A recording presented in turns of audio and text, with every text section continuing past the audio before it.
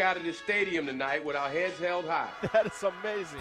Wow, what a game. Oh my. Unbelievable. One more for the record books. Nothing's gonna stop us now. At the buzzer, knocks it down. Pick is up. Yes, he made it. Yes. Reverse layup is good with 5 seconds left. Put 6 on my stat. First title in program history.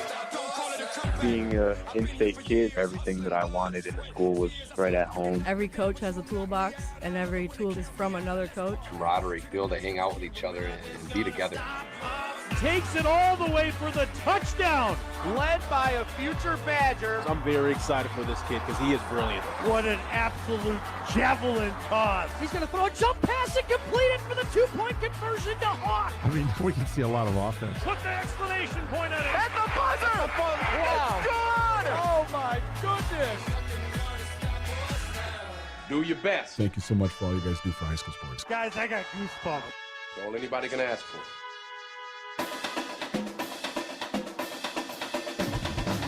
The biggest games, the most compelling stories, the area's best high school sports coverage. This is Zimbrick Honda's presentation of PrepMania on 100.5 ESPN, the ESPN Madison YouTube channel, and the ESPN Wisconsin app. A gorgeous Tuesday evening in Verona as we get set for a big game in the Big 8 Conference. The two teams at the top of the conference standing set to square off on this high school baseball showcase on Zimbrick Honda's championship presentation of PrepMania. Good afternoon, everybody, here at Stamford Field in Verona, Wisconsin, alongside the Dean of Area High School Sports, Dennis Semrau. My name is Jesse Nelson, and this is Zimbrick Honda's presentation of PrepMania. Zimbrick Honda has been a proud partner of the Madison community since 1973. They're your one-stop shop for over 250 new Hondas to choose from.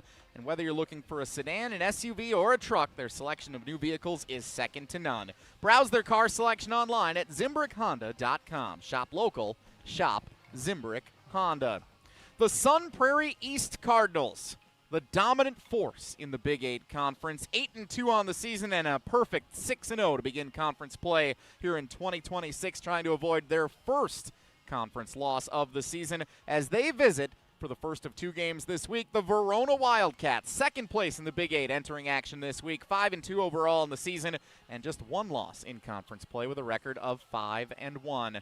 Dennis, before we get into the pitching matchups, before we get into some of the star players, let's just talk about these 2 programs. They have been 2 of the best in the Big 8 over the years, and we expect that to be the case again this season as they sit here entering play here this afternoon as the top 2 teams in the conference. Well, yeah, the Cardinals here for Sun Prairie East. 19 state tournament appearances as Sun Prairie High School. When the 2 schools split 4 years ago, Sun Prairie East has been back twice, but no titles. They had 9 overall. Rob Hamilton, a Hall of Fame coach. Jack Marchese, the current coach, was a longtime assistant, ran the JV program, was up varsity the last couple of years.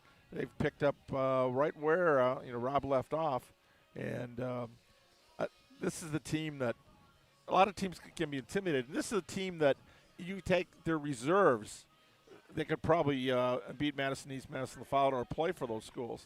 That the rich get richer. 70 players in the program, 4 teams, and unfortunately LaFollette's only got got a varsity squad, and East has got a varsity, had a JV, but they've had to forfeit or cancel games because not enough bodies. Well, and that's not an indictment of those programs. That's just to speak how deep and how strong Sun Prairie East program is. Yeah, well, the problem with some of the city, because of the pandemic, some players, enrolled in other schools, like Winona Grove has been a beneficiary of a lot of the good East Side ball players.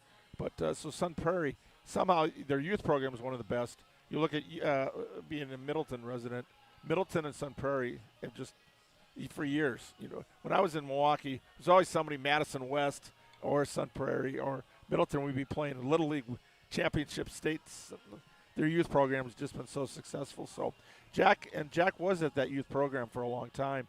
His 2 sons have come through it. Jack Jr. is on the team right now. Jack Marchese, that is, the head coach of the Sun Prairie East Cardinals in his 4th season. Meanwhile, it is Brad Durazio's 20th season leading the Verona Wildcats. It's a team that has seen a bunch of big league talent come through this program, but they haven't won a conference title, Dennis, since 2002. They can make a big step forward in achieving that with a win this afternoon. Yeah, and that was in the Badger Conference in 2009 was their first season in the Big 8. They've had a couple of close ones. A couple of years ago, all they had to do was sweep, win the second game against Sun Prairie, and they did not do it. So they finished second that year. But that's another program that's been outstanding. Very good youth program. It's a great facility here. And, here at Stanfield Field, it's where Edgewood College plays. Edgewood High School did for a while. Home talent. I've seen a lot of home talent games here. They've got one of the – Verona, you talk about that. Verona just dominates home talent. They're champions almost every year, or they're in the Final Four every year. So a lot of these players, they don't go to the pros. They just start playing on Thursdays and Sundays with the home talent team. But I love this place. They got Eagle baseball. They got the stuff for Edgewood College here. But it was kind of interesting when Sauk Prairie plays here. They're the Eagles, so they see Eagle out there. They think it's their home field. Logos are pretty similar, too. I love it. You got the trees, the pine trees, from foul pole to foul pole. This is a perfect setting. And you got the highway behind us there, the main street of Verona. But a beautiful night and a beautiful setting for high school baseball here this evening in Verona. And again, both these teams, they're fundamentally sound. They play a lot of good small ball. And you look at the scores, close ones, and you only get better by playing tougher teams. They both play really good schedules, too. Sun Prairie East and Verona set to square off first of a 2-game series this week. They'll also meet on Thursday night in Sun Prairie. This one tonight here in Verona on Zimbrick Honda's presentation of PrepMania. Let's take a look at the pitching matchup tonight. It's brought to you by the GRB Academy. Interested in getting individual or group lessons from some of the highest level of coaching for the baseball player in your life? The GRB Academy offers individual and group lessons for players of all ages and skill levels. Visit grbacademy.com for more information. The GRB Academy, baseball for the serious player. Dennis on the mound for the Sun Prairie East Cardinals on the road is a freshman phenom, Brady Syme. Why is he getting the start here tonight? He was just too dominant at the JV level. Coach Jack has all the games on. I put him on YouTube, and he gets to watch them when he gets home. Going, this kid is just overpowering teams. They were planning to bring him up in May, but they said no. So they brought him up last week against La Follette, one of the lower teams in the conference. All he did was 9 Ks, no walks, 4 innings. They had him throw about 65, he said about 65, 70 pitches. So I thought, okay, now Verona, let's see what he's made of. But it gets 6'5", and he's been hit low 80s, 84. Wow, the future's so bright for this guy. And, it's interesting. You see this with football, guys that get brought up at the end or position changes. For baseball, it's kind of the same thing. If the guys are dominating, you want them to play with their group of guys at JV and make sure when you bring them up that they play, they don't sit.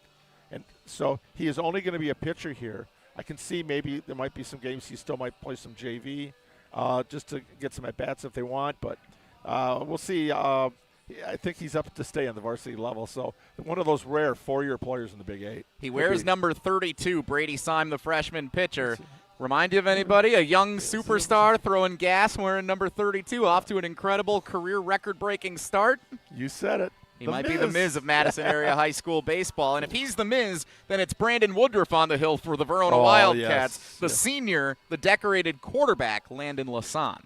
Yeah, he's a quarterback in football. Vukovac, who's also on the team, quarterback, got hurt. Then Lasan came in, but he had a concussion late in the season, so they kind of switched. So he'll be in the running for quarterback again in the fall. But .41 ERA, ratios .588. It's incredible. 28 Ks to 4 walks. So, and with the 9 Ks that we talked about with Syme, putting the ball in play is going to be probably the key to the game for both teams. Just get the bat on the ball tonight. But last week, Lasan threw 85 pitches in a complete game win against Sun Prairie West, 10 strikeouts and no walks. I like that ratio, 9 and none and 10 and 0. Let's keep the freebies off the base because you walk batters, it's going to come back and bite you. Let's get a check of the starting lineups for tonight's game. First for the Sun Prairie East Cardinals on the road in their road red uniforms, white letters and numbers with white pants. Leading off, playing catcher, Manny Abreu. Batting second in center field, Cam Glusick. Batting third, shortstop, Van Vogler. Batting cleanup at first base, Grayson Utek. The designated hitter, Joey Tamboli, batting in the number 5 spot. Batting sixth in left field, Jack Ostrenga. Batting seventh at third base, Hudson Turek. Batting 8th at second base, Casey Kelly. And batting 9th in right field, Braden Johnson. Again, the lineup for Sun Prairie East: Abreu, Glusick, Vogler, Utek, Tamboli, Ostrenga, Turek, Kelly, and Johnson. Brady Syme, the freshman phenom, gets the start on the mound. For the Verona Wildcats, in their home white uniforms, black letters and numbers with an orange cap. Batting leadoff in center field, Jax Wepking. Batting second, the left fielder, Grady Miller. Batting third, the catcher, Oliver Heckles-Miller. Batting cleanup, the designated hitter, Peyton DiMaggio. Batting fifth, the first baseman, Will Scherenbrock. Batting sixth at third base, Ben Erdman. Batting seventh in right field, Ben Yass. Batting eighth at shortstop, Caden Martin. And in the number 9 hole, the second baseman, Ben Deteen. Again, the starting lineup for the Wildcats: Wepking, Miller, Heckles-Miller, DiMaggio, Scherenbrock, Erdman, Yass, Martin, and Deteen. Pitching for the Verona Wildcats this afternoon, the senior, Landon Lasan. A check of our weather forecast for tonight's game, brought to you by News 3 Now. High school sports fans, News 3 Now keeps you covered all day with the weather you need to plan ahead. What's happening in the community and local sports across Madison and southern Wisconsin. Stay informed with the latest local news on News 3 Now. Overcast skies, 62 degrees with a light wind up to 14 miles an hour here this afternoon in Verona. As this game continues on, we'll hover right around the 60-degree mark with those cloudy skies. Overall, for Wisconsin high school baseball, it's pretty doggone good, Dennis Semrau. Not quite the 70-something we had last week when we were in 2 weeks ago when we were in Sun Prairie West when East and West played. But this is great. Thursday, the good day to cover this game today because Thursday, they're expecting rain tomorrow night, 50s. Oof. Dennis Semrau, let's get our keys to the game for Verona and Sun Prairie East here this evening. A big one in the Big 8. Let's start with Sun Prairie East. These two teams mirror each other. They like the small ball. Sun Prairie East is very fundamentally sound, and they love to create chaos on the bases. They're going to get guys on like Vogler and Abreu and Glusick all can run. And then you got Utek, the power guy, coming up, and then Tamboli, who is one of their ace pitcher, actually, who's just DHing tonight. Great lineup.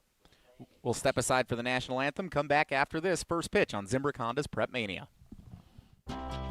Running a business doesn't leave time to wait. You need answers and a banker who responds. At Starion Bank, you work directly with local decision makers who understand your business and act quickly. No runaround, no delays, just solutions. The right banking relationship makes a difference, especially when things get complicated. Starion Bank, built for the long game. Visit starionbank.com to get started today. Any night is a great night for Pizza Hut, and they've got your next meal covered. Score a large 3-topping pizza for just $10. Try it on Pizza Hut's new hand-tossed crust. Crispy and golden on the outside, soft and fluffy on the inside. Want a different vibe? Go with original pan, thin and crispy, or Chicago Tavern style. Big flavor, big savings, just $10. Whether it's game night, movie night, or just dinner tonight, this deal delivers. Order today at pizzahut.com or on the Pizza Hut app. Pizza Hut, no one out-pizzas the Hut.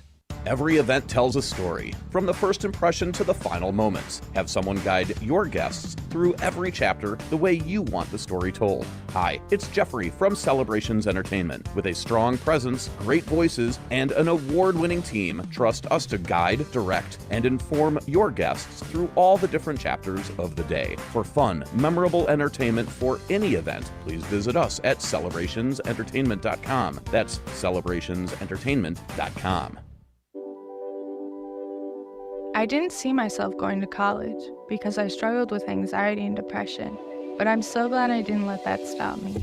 At Madison College, I've found my community. There are a ton of support resources, and I never feel like I'm alone. My advice to others, keep pushing on. There's more to your story at Madison College. Visit madisoncollege.edu to get started. You're listening to 100.5 ESPN and the ESPN Wisconsin app.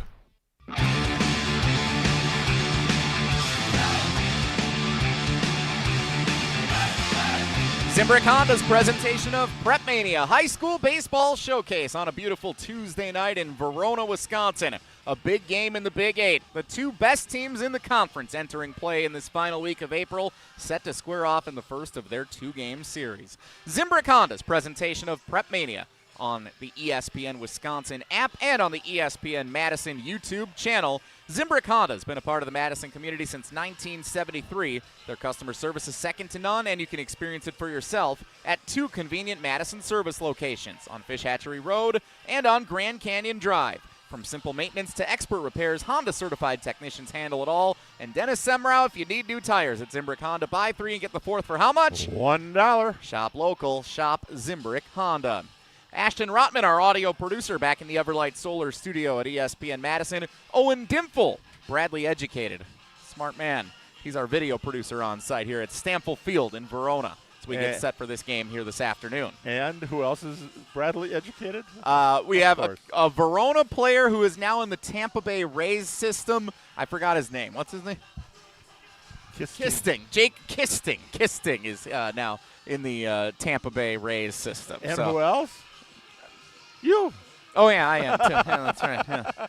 Dang. We got to get the Bradley one right You made away. me look foolish twice there, Dennis, and we didn't even get the first pitch yet. I love it. Final warm-up tosses for the big right-hander Landon Lasan out on the mound wearing number 21 in the home white uniforms for the Verona Wildcats. You asked me earlier about home runs. 325 down the left field line, 310, so you got a pull hitter, a lefty down there. That's a shot. 380 straight away center field. I'm not sure today. But look at that flag. It is dead right now. So if it comes, maybe the wind might be blowing out a little bit. The forecast says gusts up to 14 miles an hour. Looks pretty calm right now here on a Tuesday afternoon in Verona. Game number 4, we're still waiting for our first home run. So we'll see if we get one today. Right-handed batter Manny Abreu, the leadoff hitter. He's the catcher for Sun Prairie East, stands in. First pitch from Lasan is in there for a strike, and we are underway. First pitch officially at 5:02. Dennis? That's pretty good. 5 o'clock start. Games have been getting quicker as the season's gone on. Not that I'm going to jinx it here, as a ball misses outside on a fastball. 1-1. Lasan against Abreu. Manny Abreu, Madison College baseball commit. He'll be playing college baseball at that next level next season. This one misses just outside on a bender. 2 balls and 1 strike on Abreu. Pretty good linebacker in football, too, and works as a Spanish translator at Summit Credit Union in Sun Prairie. So very talented young man. 2 balls and 1 strike. Fastball up at the letters. Abreu with a big cut, and he missed. 2 balls and 2 strikes on the Sun Prairie East leadoff hitter. Likes the high strikes. He's going for that one. Not often you see the catcher batting leadoff. Jason Kendall comes to mind. I'm not sure there's many others, honestly, that I could think of. But Abreu stands in there and draws a full count with a fastball missing high. 3-2 on the first batter of the game. Lasan facing Abreu. Want a guy with a good eye, too. You want to be able to run that pitch count up in that leadoff hitter. It's got to take some pitches. Here's the payoff from Lasan. It misses for ball 4 and a leadoff walk for Manny Abreu to get things started here this afternoon. Tosses the bat and trots his way down the first base line. Well, the jinx comes in. I talked about him not walking anybody last start. First batter, take care of that. Batting second is the center fielder Cam Glusick. Had a nice game when we saw him in action against Sun Prairie West a couple of weeks ago. Batting a team best 500 with a 543 on-base percentage this season. Only a junior. He doesn't have any college plans yet, but he's going to be playing at the next level. Brothers over at UW-Milwaukee right now. They were a great 1-2 punch a couple of years ago, combined to get a state title. Pickoff throw over to first, and Abreu back cleanly. Or actually, we've got a substitute runner in for the catcher, Abreu. We'll get a check of who that is over there at first base. Meanwhile, the first pitch to Glusick is in the dirt, gets away from the catcher, heckles Miller momentarily, but he's able to collect it, and no dice advancing for the runner at first base. So it's just 1 ball, that's all, here on the number 2 hitter, Glusick, for Sun Prairie East. It's Jack Marchese Jr., head coach Jack Marchese's son. Excellent base runner, not in the lineup today, so he's going to be one of the runners. Swinging a fly ball to center field. Coming in to get it is Wepking, and he's under it and makes the catch for the first out of the game. Fly out to center field for Glusick. Retreating back to first is the runner Marchese, and there's 1 gone for the number 3 hitter, Van Vogler, the shortstop. Just underway, top of the first inning, the two best teams in the Big 8 Conference squaring off first of two meetings this week. This one here this afternoon on Zimbrick Honda's presentation of PrepMania. We thank you for joining us on the ESPN Wisconsin app and for those of you joining the live and free video stream on the ESPN Madison YouTube channel. Vogler, pickoff to first. They've got Marchese in a rundown, throw to second, and they got him on the bases. Great pump fake over there by Sharon Brock at first to draw Marchese a little bit back, and then he fires it over to second base and completes the out. So now two gone and nobody on. Marchese picked off on the base paths as the first runner of the game for Sun Prairie East. That'll be a 1-3-6 caught stealing because he made the break for second base.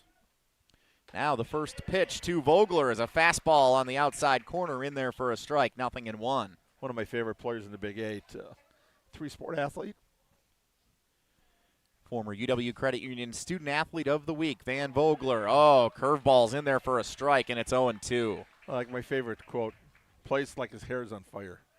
So here's a guy you want to get on base because he creates a lot of chaos stealing bases.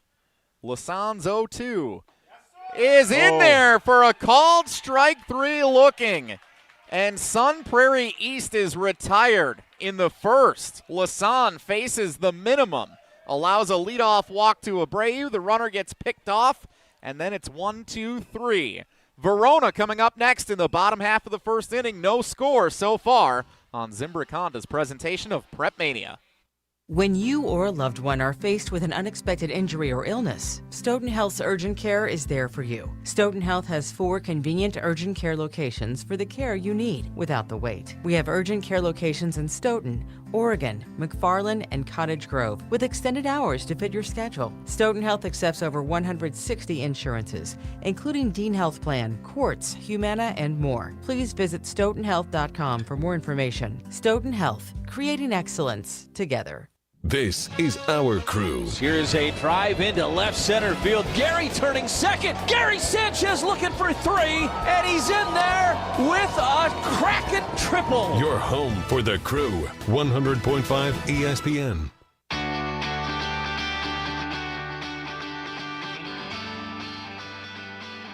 Zimbrick Honda's presentation of PrepMania High School Baseball Showcase on this beautiful Tuesday evening in Verona. Big game in the Big 8, the two top teams in the conference. Sun Prairie retired as Verona's starting pitcher Landon Lasan faces the minimum in the top of the first, and now the Wildcats get their first crack at the plate. I love it. Our Brewer commercial talks about Sanchez with a triple. Love the triple. That was Robin Yount, watching Yount go from first to third or home to third on a triple. But Sanchez, I was listening to the game when they called it going, yes, that is true. I saw it live. The announcer goes, I love our Brewer announcers. It's great having Brewer baseball on our network now. Jeff Levering, Lane Grindle, Josh Maurer, and we're doing our part on the high school circuit here. Riley Yauk last week. I'm Jesse Nelson along with the Dean Dennis Semrau here this afternoon.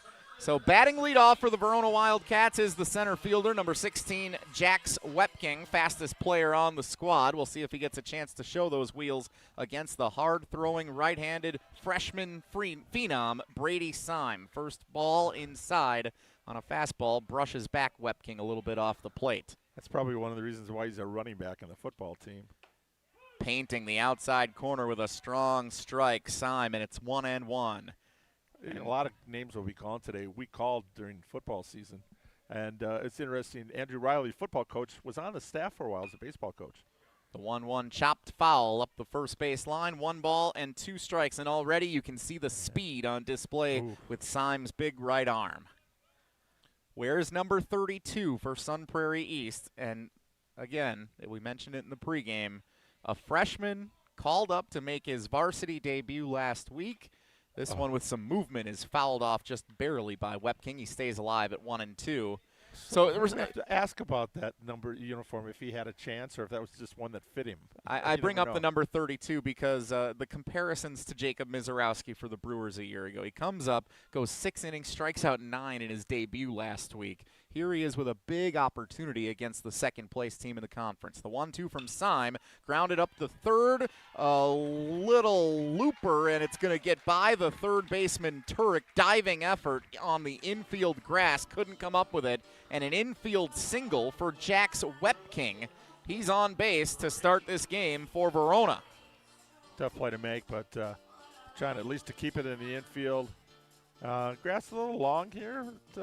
So I was going to bring up the infield. It's a bit unique, and it's definitely different than what we saw at Sun Prairie West a couple of weeks ago with the turf infield. The grass will definitely knock it down on the infield here, and there's no dirt paths up the baselines. Baselines. It's pure grass as you run to first or run from third coming home, and so you wonder with a bunt that could actually play a factor in stopping that ball from rolling. You don't see that.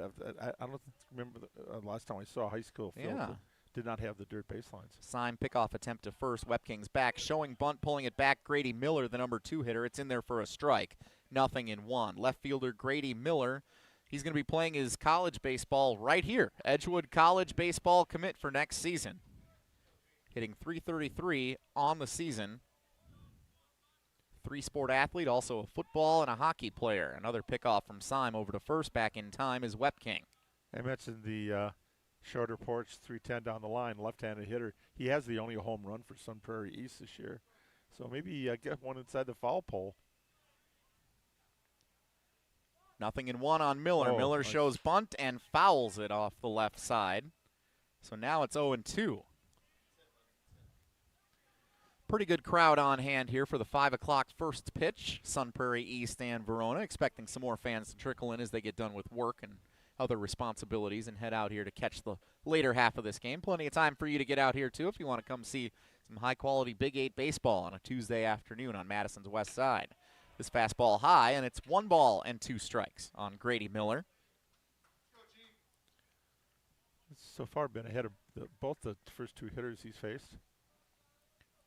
Third year on the varsity squad for Grady Miller. He's been a staple here of the Wildcats program the last 3 seasons. The 1-2 from Syme. Hit to center field. Underneath it pretty easily is Glusick, who makes the catch. 1 gone, and the runner Wepking retreats back to first base. Can of corn, as they call it. No problem on that one. Do you know why they call it a can of corn? My dad told me one time. But again, my dad tells me a lot of things, and I don't know if I believe him all the time. What I'm told is back in the old days at the country store, because it wasn't perishable like some of the other items, they put the corn on the top shelf. Right. And a lot of times you'd have to ask one of the workers to bring the ladder over. They'd get the corn and they could drop it down to you. So a can of corn is when it's a high pop-up and you barely have to move.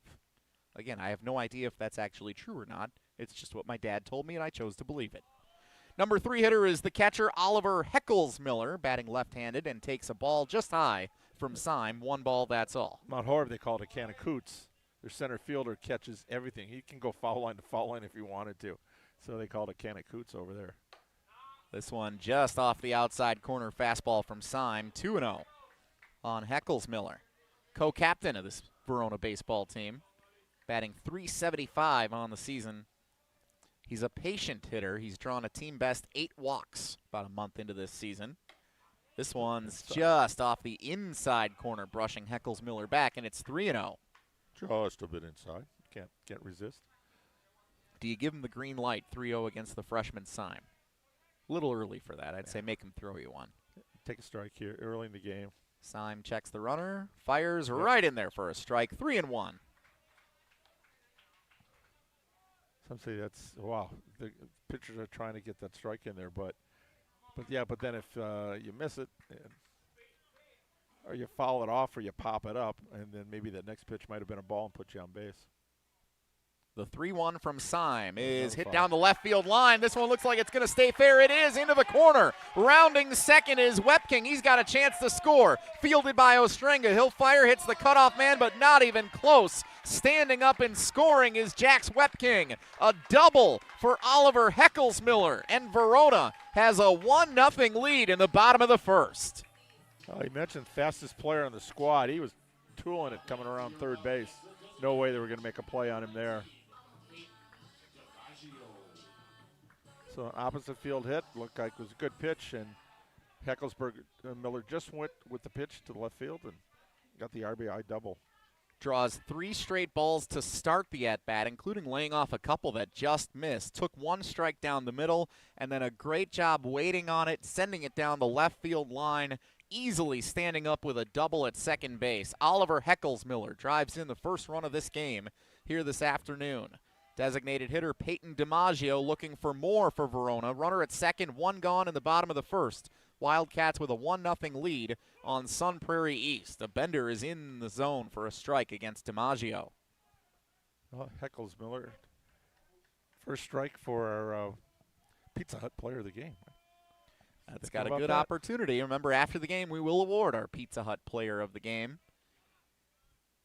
Syme sets and fires. Fastball fouled down the right field line. It stays in play, but lands innocently up the line. 0-2 on the cleanup hitter, DiMaggio. Plenty of room down both these lines. You can run all day going after foul balls. So, a lot of playing surface, a lot of green here at Stampfel Field. We're not on the campus of Verona Area High School. We are in downtown Verona, just off of Verona Avenue, for those of you who have made the trip up 151 coming this way. I'll tell that rain and grass is just gorgeous here. Beautiful field. Couldn't ask for a much nicer night for baseball. After the foul ball, DiMaggio awaits the 0-2 from Syme. It's in the zone, and DiMaggio sends it into right field. Very easily playable for Johnson. He's under it, makes the catch, 2 gone, and the runner stays put at second base. F9 for DiMaggio, and there's 2 gone in the bottom of the first. Brings up the number 5 hitter, the first baseman, Will Scherenbrock. Scherenbrock trying to score his co-captain, Heckelsmiller. They actually have a replacement runner out for Heckelsmiller, the catcher, at second base. We'll get a check of who that is out there. Scherenbrock batting .474, 9 for 19 this season. In addition to being a first baseman and oftentimes a designated hitter, he is also a pitcher for the Verona Wildcats team. We'll see if he gets any action here this afternoon. Checked his swing, did not offer, and it's a ball high, 1-0, with 2 gone and a runner at second in the bottom of the first. Verona 1, Sun Prairie East 0. The runner's Kason Jenin, also a football player for the Wildcats.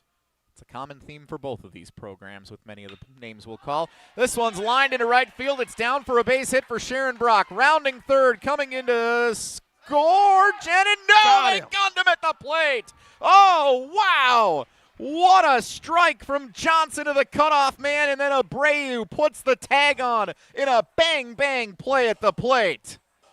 That's how the first inning comes to an end. Verona looking for 2. They end with 1 after 1. What a play.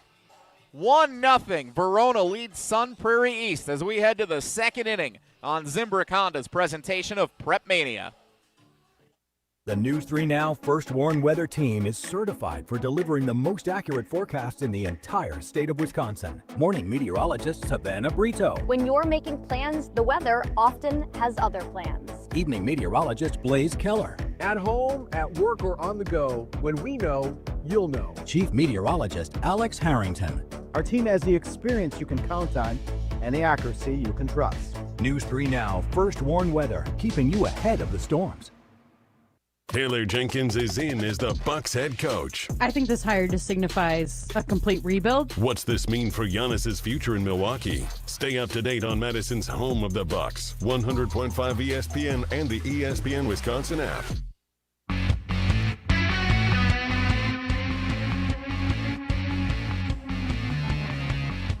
Man, already some sensational action through the first inning of play here in this big game in the Big 8 Conference on Zimbrick Honda's presentation of PrepMania, high school baseball showcase on a Tuesday night at Stampfel Field in Verona.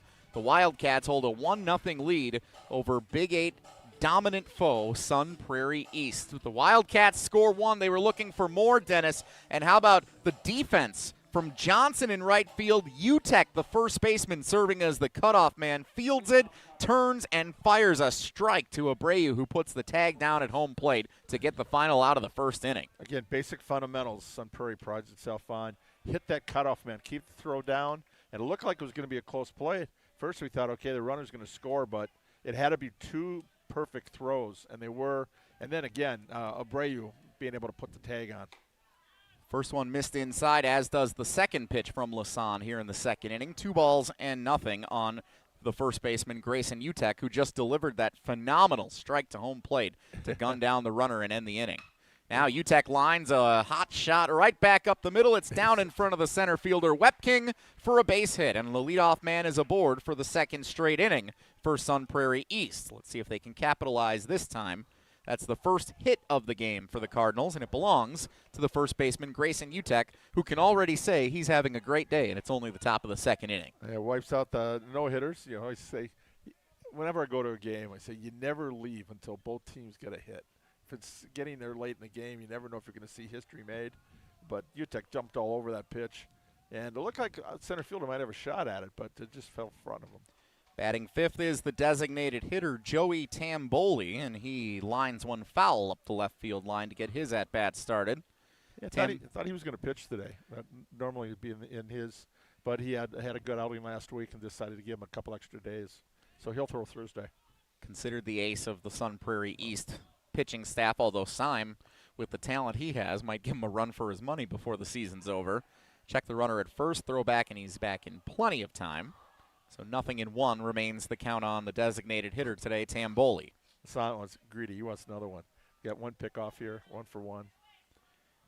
Tamboli will be joining teammate Manny Abreu, playing college baseball at Madison College next year. Takes a strike on the inside corner, 0-2.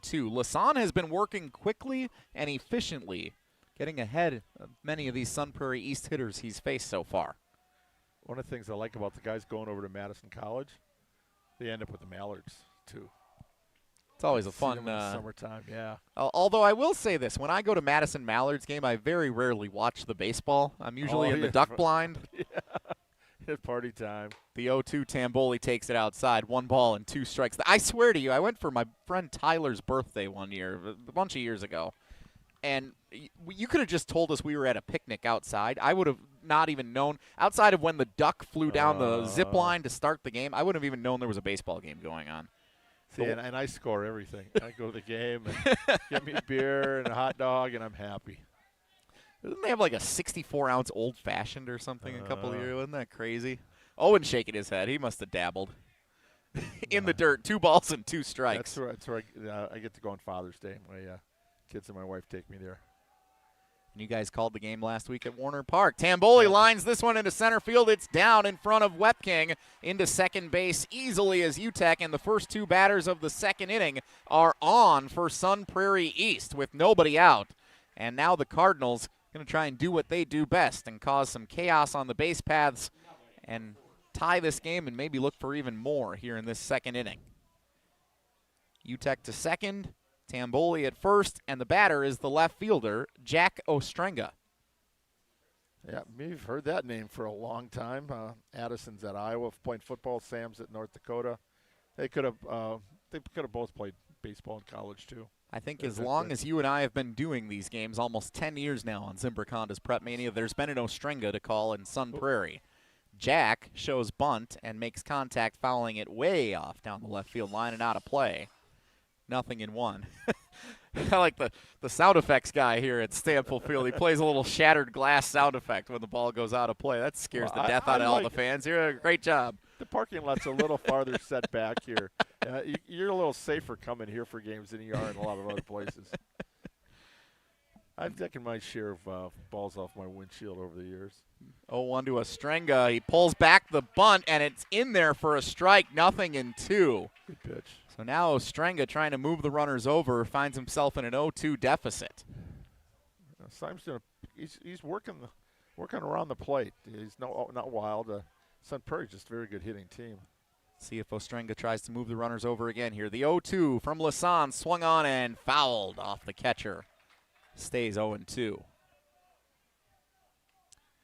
I was umpiring for a Little League tournament in Beaver Dam a couple of years back, and I still had my previous vehicle before I bought my Honda from Zimbrick Honda over on the west side of Madison here. And I was actually hoping that a foul ball would go through the windshield because then I was thinking maybe I'd get some insurance money for it. I didn't really understand that that's not exactly how that works. No. And a line shot up the middle is down for Ostrenga. They're going to hold the runner at third. Sun Prairie East has the bases loaded with nobody out in the top half of the second inning. Yeah, both pitchers are on the zone, and Sun Prairie's jumping all over Lasan here. 3 straight singles to start this top half of the second. And how about an opportunity now for the third baseman Hudson Turek batting in the 7th spot for Sun Prairie East. He walks up to the plate for the first time today with the bases loaded and nobody out. Force play at home if Verona has an opportunity to get the lead runner. Turek stands in. Here's the pitch from Lasan. It's high, goes over the catcher. They're going to send the runner home. Throw to the pitcher is way off, and the run scores. And now they might have the runner caught between third and home. They do. They're going to get him in a rundown out, but advancing all the way to third is Ostrenga. Well, they like causing chaos on the base paths. That's one way to do it. The pitch was a ball. UTEC comes in to score to tie the game at 1. Tamboli thrown out. Got caught between third and home as there was some confusion with the catcher Heckelsmiller throwing back to Lasan covering the plate. He gets gunned down in a rundown, but all the way over to third goes Ostrenga. Wow. Okay, so when it's all said and done, we are tied at 1. There's a runner on third with 1 out, and it's a 1-0 count on Turek. This is a very different scenario than it was 1 pitch ago. Yeah. Turek stands in, right-handed hitting, third baseman for Sun Prairie East. Here's the pitch from Lasan. Turek checked his swing, and he went around for a called strike. 1-1. Well, you know, we talk about creating chaos on the bases. Sometimes it helps if the pitcher throws one. But I was wondering how, you know, with the backstop here, are we going to get a true bounce, or is it going to die? Turek bouncer to shortstop. They're going to send the runner home, and the throw home is skipped, and scoring is Ostrenga to give Sun Prairie East a 2-1 lead. Dangerous decision by Martin, the shortstop for Verona, to come home with it instead of taking the easy out with the lead runner, Turek. Instead, he's safe at first. There's still only 1 out in the second, and Sun Prairie East has grabbed a 2-1 lead. That'd be a fielder's choice. He could have gone to first on it, but the RBI, though, goes to Turek. Came in hitting .348, but just puts the ball in play again. That's all Sun Prairie's done this inning. 3 singles and an infield ground ball. An eventful first inning and a half here at Stamfel Field in Verona. Sun Prairie East with a 2-1 lead. Number 8 hitter Casey Kelly, the second baseman, swings and misses at the first pitch he sees from Lasan. It's 0-1. Lasan checks the runner Turek over at first, now sets and fires. Fastball misses outside. 1 ball, 1 strike on Kelly. Casey Kelly batting .364. Super athletic player. He can play all over the field for head coach Jack Marchese. This one misses. 2 balls and a strike. Lasan in a little trouble here in this second inning. He was only 11 pitches in the first inning, but Sun Prairie East is driving that pitch count up here now. He's almost doubled it here in the second inning. Runner at first is Turek. 2 in already for the Cardinals. Swing and a miss. 2 balls and 2 strikes on the right-handed hitting second baseman Casey Kelly. No one asks Brad DeRazio, okay, who's coming in next, whatever. He goes, their plan is he threw 85, Lasan threw 85 pitches in a game last week, complete game, that they were hoping he'd be able to go 6 or 7, but the way Sun Prairie East is putting the ball in play, that might not happen today. Missed outside and another full count for Lasan facing Kelly here in the 8th spot. Braden Johnson, the right fielder, on deck. Here's the payoff pitch. Misses high, ball 4. Lasan checking his footing on the mound. That's the second walk of the game. Turek advances to second. And we're going to get our first Madison College mound visit of the afternoon. Hey. Head coach Brad DeRazio going out to check on Lasan. Good time to tell you, Madison College has been around for over 100 years right here in our community. They've grown to 7 campuses all across south central Wisconsin, including 3 in Madison. Whether you're starting fresh or leveling up your career, Madison College is here for you. Learn more at madisoncollege.edu. That's madisoncollege.edu, and it's a long visit from Coach DeRazio. catching up with his senior pitcher Landon Lasan and the rest of the Verona infield. I don't know. I was coaching. You want to make the umpire come out and get you. That's all. You take as much time as you get. But you can't do it too many times, so they're going to start maybe calling a couple of those close ones against you. One of the games within the game, as a home plate umpire, you always think, how long do you want to give them for that mound visit? And you want to make sure they're able to share the message. There were a couple of times where I went out there a little too quickly early in my umpiring career, and they said, "Hey, I'm not done yet." Sorry, coach. We got to keep the game moving. Were you nicer to the coaches that didn't rag on you? I was nice to everybody, Dennis.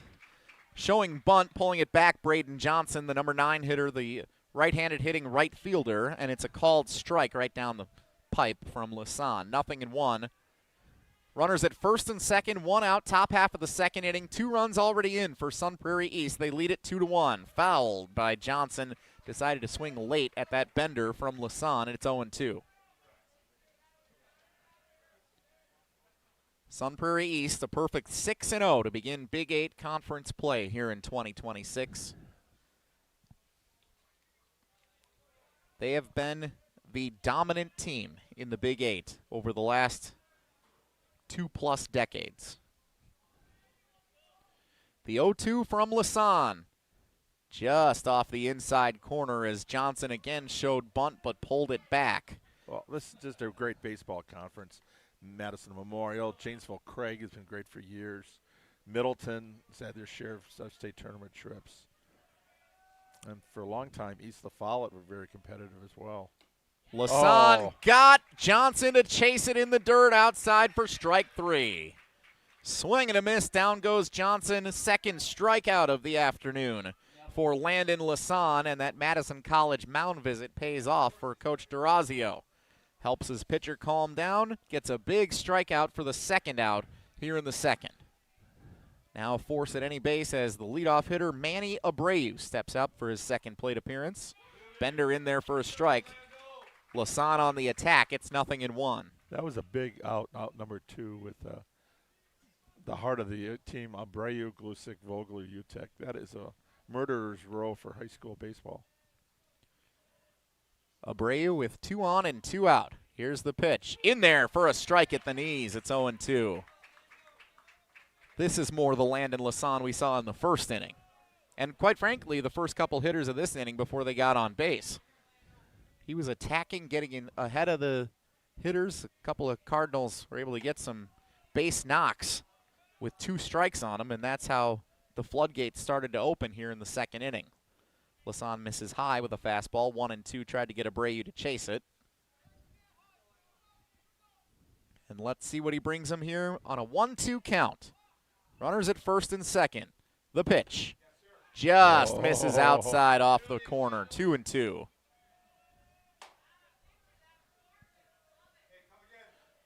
Abreu, that catcher expertise standing in batting at the plate, knowing the strike zone well. It's a veteran catcher, knowing to lay off a difficult pitch in that situation. The 2-2, fouled. Back behind us and out of play. We'll do it again. He's got a good eye. He only struck out 5 times all last year and only 1 so far this year. So he's the perfect leadoff hitter for them. He's got low speed, sees the ball well, really gets that pitch count up. Second team all Big 8 player a year ago. The 2-2 to Abreu. Misses high. The count is full. And now the runners can take off. Action on the base paths with a full count and 2 outs here in the top of the second. He's drawn 10 pitches in his 2 at-bats. I like that number. Landon Lasan, the senior pitcher. Manny Abreu, the senior batter, the catcher for Sun Prairie East. And time is called. He'll step out. Little cat and mouse. Love the gamesmanship of this sport. So do I. This makes it fun. You never know. That's why I'm trying to figure out when the term walk-off came into play. Here's the pitch from Lasan. It's outside for ball 4. Gets past the catcher, but a chance to go trot back and get it. Heckles-Miller without any trouble rounding third to come home. Turek does not. Instead, he advances to third. So the base is now loaded. Second walk of the game for Abreu drawn. Kelly to second. They will once again bring in the substitute runner Marchese for Abreu over at first. And Cam Glusick, the center fielder, steps up to the plate. This is what you want, a guy batting 500 who's got 7 runs batted in with the bases loaded. A 543 on-base percentage. He's like, oh, yeah. Bring it here, baby. For those of you that don't know, that's very good. Yeah. So here's Glusick at the plate with the bases loaded. Those are slow pitch softball numbers. Lasan's pitch. Oh, a bender. Fooled love Glusick, and it's in there for a strike. He comes back and says, so what? Glusick flew out to center field his first time up last inning. Bases loaded of Sun Prairie East Cardinals. 2 runs already in. The 0-1. Another bender, and it's right in there for a strike. Glusick said he wouldn't do it again, would he? And he certainly did. 0-2 on the number 2 hitter for Sun Prairie East. A couple of high-end players. Great pitcher going after a great hitter. See if he can pull the string here. In there for a called strike 3. Sun Prairie East scores 2, but strands the bases loaded. They bring 8 hitters to the plate in the top half of the second inning. Sun Prairie East 2, Verona 1. We head to the bottom of the second after this on Zimbrick Honda's presentation of PrepMania. Looking to take your state, baseball game your teams, your ESPN. The ESPN Wisconsin app, customizable just to you. Find the ESPN Wisconsin app in the Apple or Android app stores today. Looking to take your baseball game to the next level? GRB Academy provides year-round training programs designed around your schedule and your goals. For over 15 years, GRB has been Wisconsin's leader in player development and advancement with a state-of-the-art 52,000 square foot facility of elite baseball training space and coaches who know how to get results. From youth to high school, baseball players trust GRB to help them reach their next level. Training program spots are filling quickly, so don't wait. Register now at grbacademy.com.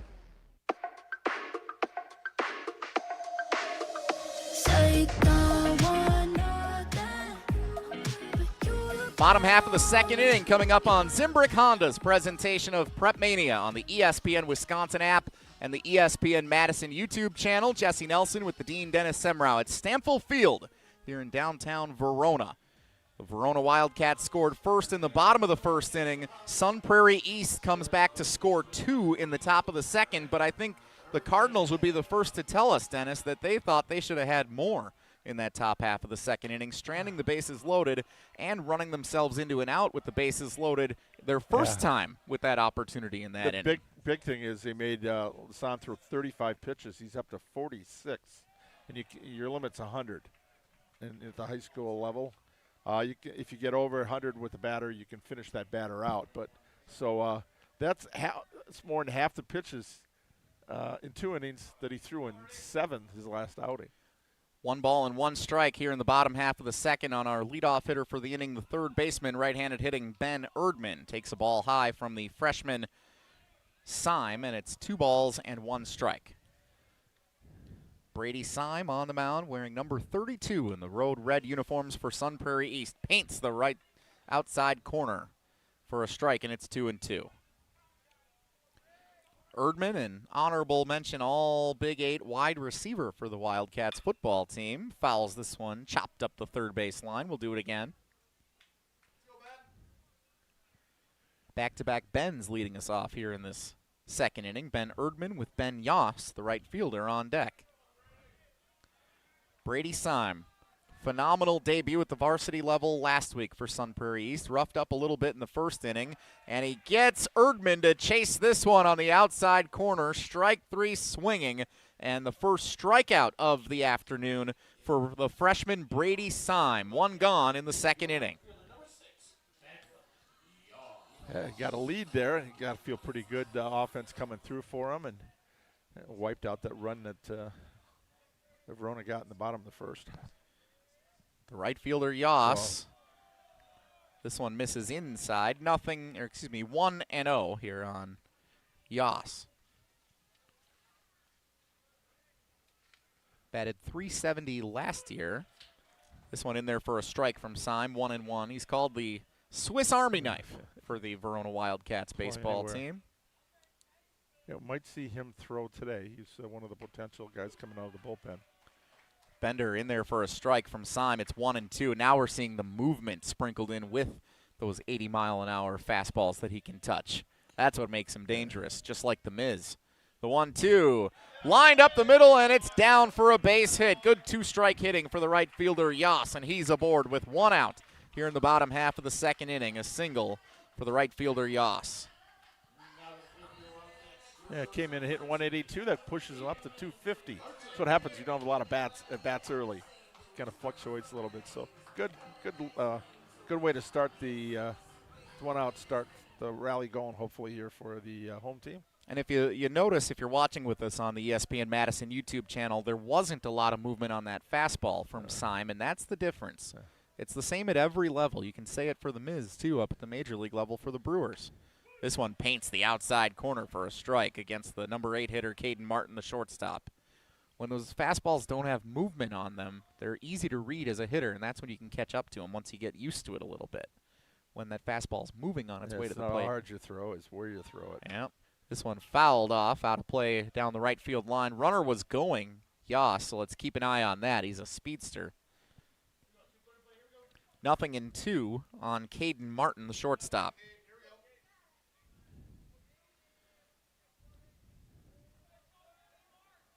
He said when Lasan pitches that because he can touch 90, that anybody else you bring in looks like they're throwing meatballs. I was like, what? You can't tell for two. Yeah, but a guy's throwing 77 or 80. So their question is if how far he goes, who comes in after him, just trying to give him something different. Do you go righty-lefty? Do you bring in some guy maybe a little bit more off-speed stuff? Fastball from Syme missed inside. It's 1-2. Checks the runner at first. Yas is back easily.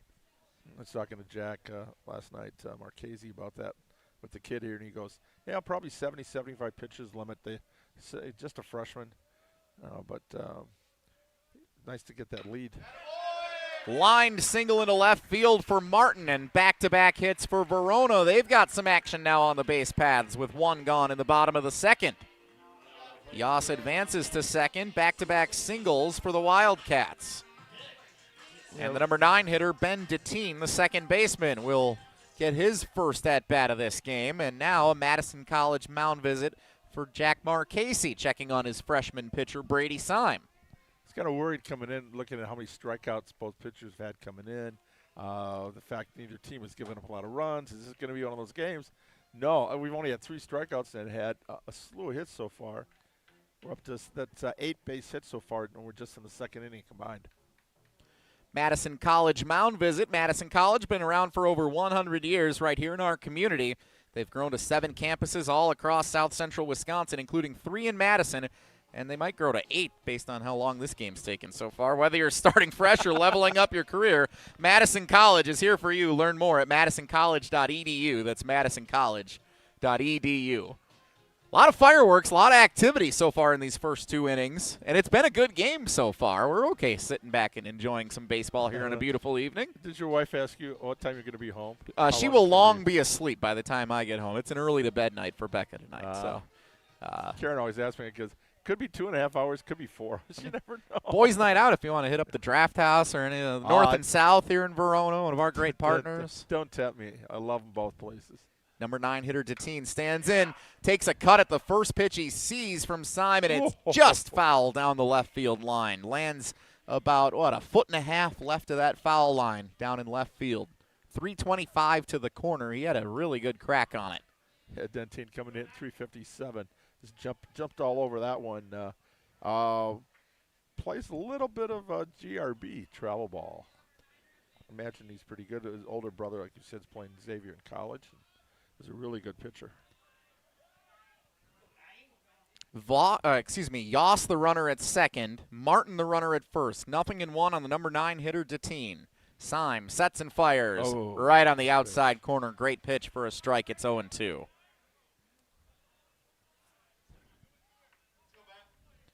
One run on 5 hits, and we're only with 1 gone here in the bottom of the second for Verona. 9th batter. He's only been behind 1 hitter so far the first time through the lineup. Syme's 0-2. Down the right field line. This could be trouble. It's going to land foul. Just drifted a little too far to the right in front of the right fielder Johnson. will do it again. 0-2 on Deteen, but that's 2 long strikes as foul balls here for Deteen in this at-bat. One down the left field line, and now this one almost replicates the same end result down the right field line. No help from those 14-mile-an-hour winds we were supposed to be getting, right? It looks like there is virtually no wind for us out here right now based on the flags out in left center field. Syme checks the runner at second. Sets and fires. High for a ball, 1-2. Let's hear the pop. I love that sound.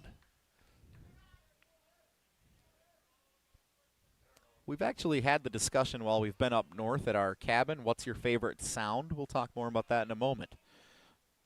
Syme sets again. The 1-2. This one misses inside, nearly hit Deteen. He could have stood in there and took it, but backed out of the way. 2 balls and 2 strikes. I don't know if I want to get hit by that fastball. I can tell you I certainly don't, so I don't blame Deteen one bit. I think we have consensus in the broadcast booth up here. We're all good backing out of the way and taking our cuts. He'd rather hit it than be hit. Can hit 80 miles an hour. Brady Syme sets in the 2-2. Lined into right field. Beautiful. It's down for a base hit going the opposite way. They're going to hold the runner at third. Bases loaded for Verona with 1 out in the bottom of the second. Sun Prairie East had traction on the base paths in the top half of this inning. They ended up scoring 2. Verona now flips back to the top of the order with the bases juiced and 1 gone for Jax Wepking. 6 hits now for Verona here.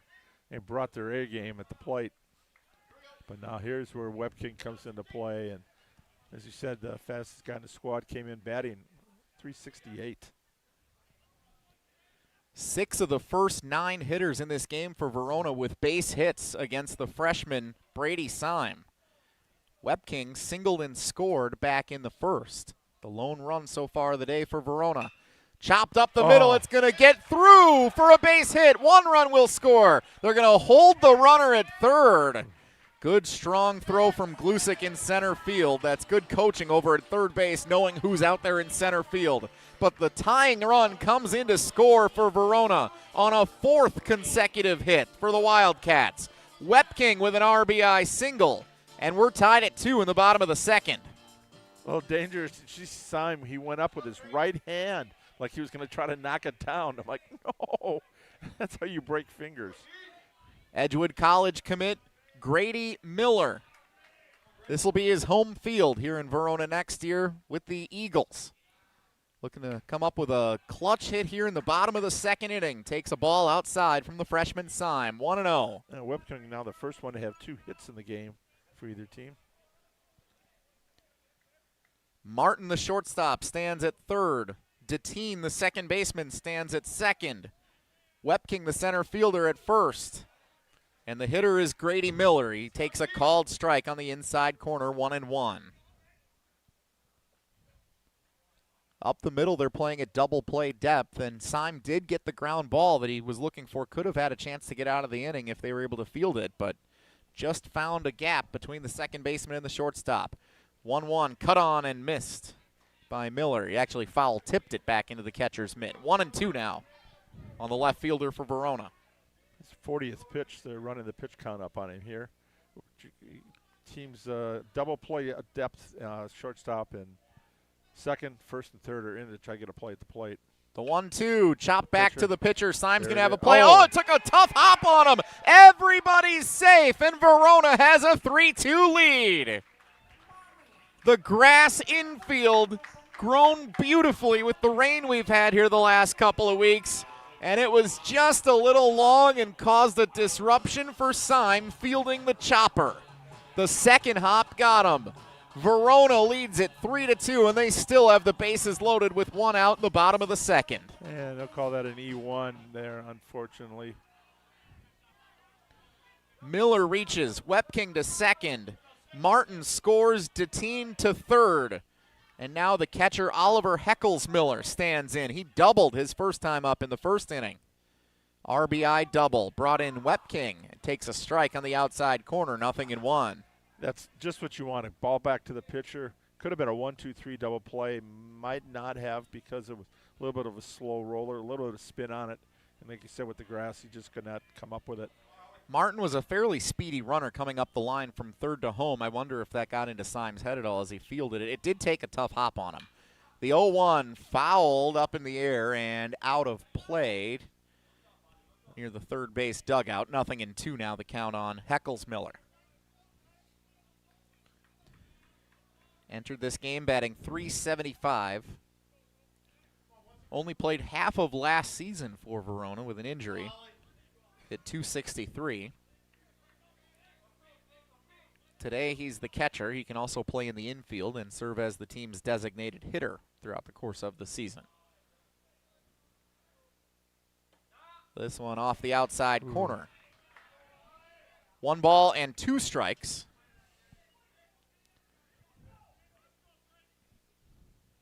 Nowhere to put him. Bases loaded for Verona in the bottom half of the second inning. 2 runs have already scored to give the Wildcats a 3-2 lead. Heckles-Miller, they're going to throw to second. It goes over the shortstop into center field. Run comes in to score. Runner advances to third, and now the runner from first advances to second. Disaster for Sun Prairie East. Verona scores its 3rd run of the inning. It's 4-2. Syme airmailed it, trying to throw and pick off the runner at second base. That is certainly the danger with that type of play in that situation. Fortunately, not help his own cause. Could field the ground ball, now the throw to center. So a lot more than when you get up to this level than just the pitching. Got to be able to execute the fundamentals. Deteen scores. Wepking to third, Miller to second. 1 ball and 2 strikes on Heckles-Miller in the dirt, 2-2.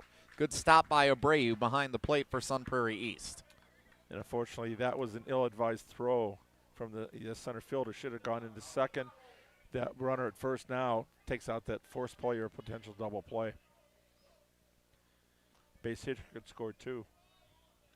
2 balls, 2 strikes. 1 out, bottom of the second. Here's the pitch. Movement on a bender, missed outside, and the count is full on the catcher, Heckles-Miller. They do have an open base here at first. If he were to draw a walk, he's a very patient hitter, Oliver Heckles-Miller. Team best 8 walks entering action today.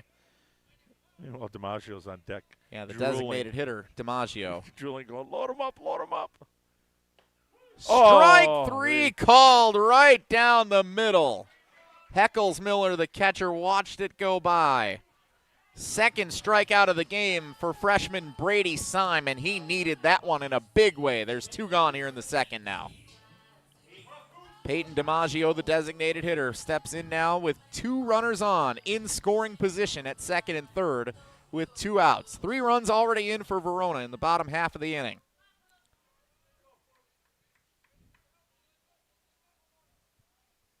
Syme sets and fires home. Grounded to third base. Fielded by Turek. He plants and fires to first in time to get Sun Prairie East out of the inning. Not before 3 runs score with 8 batters coming to the plate for the Verona Wildcats. 6 runs combined between these 2 teams in the first 2 innings. After 2, it's Verona 4 and Sun Prairie East 2 on Zimbrick Honda's presentation of PrepMania. Zimbrick Honda has been a proud part of the Madison community since 1973. They're your one-stop shop for over 250 new Hondas to choose from. Whether you're looking for a sedan, SUV, or truck, their selection of new vehicles is second to none. Stop in today at their location on Fish Hatchery Road and lease a 2026 Honda CR-V Hybrid Sport L for as low as $299 per month. Or browse their vehicle selection online at ZimbrickHonda.com. That's ZimbrickHonda.com. Shop local, shop Zimbrick Honda. We're on the Badgers. This Badgers team is going to go as far as Colton Joseph takes them. Because we're on Wisconsin Sports. When he is at the top of his game, this offense could be awesome. You're listening to 100.5 ESPN.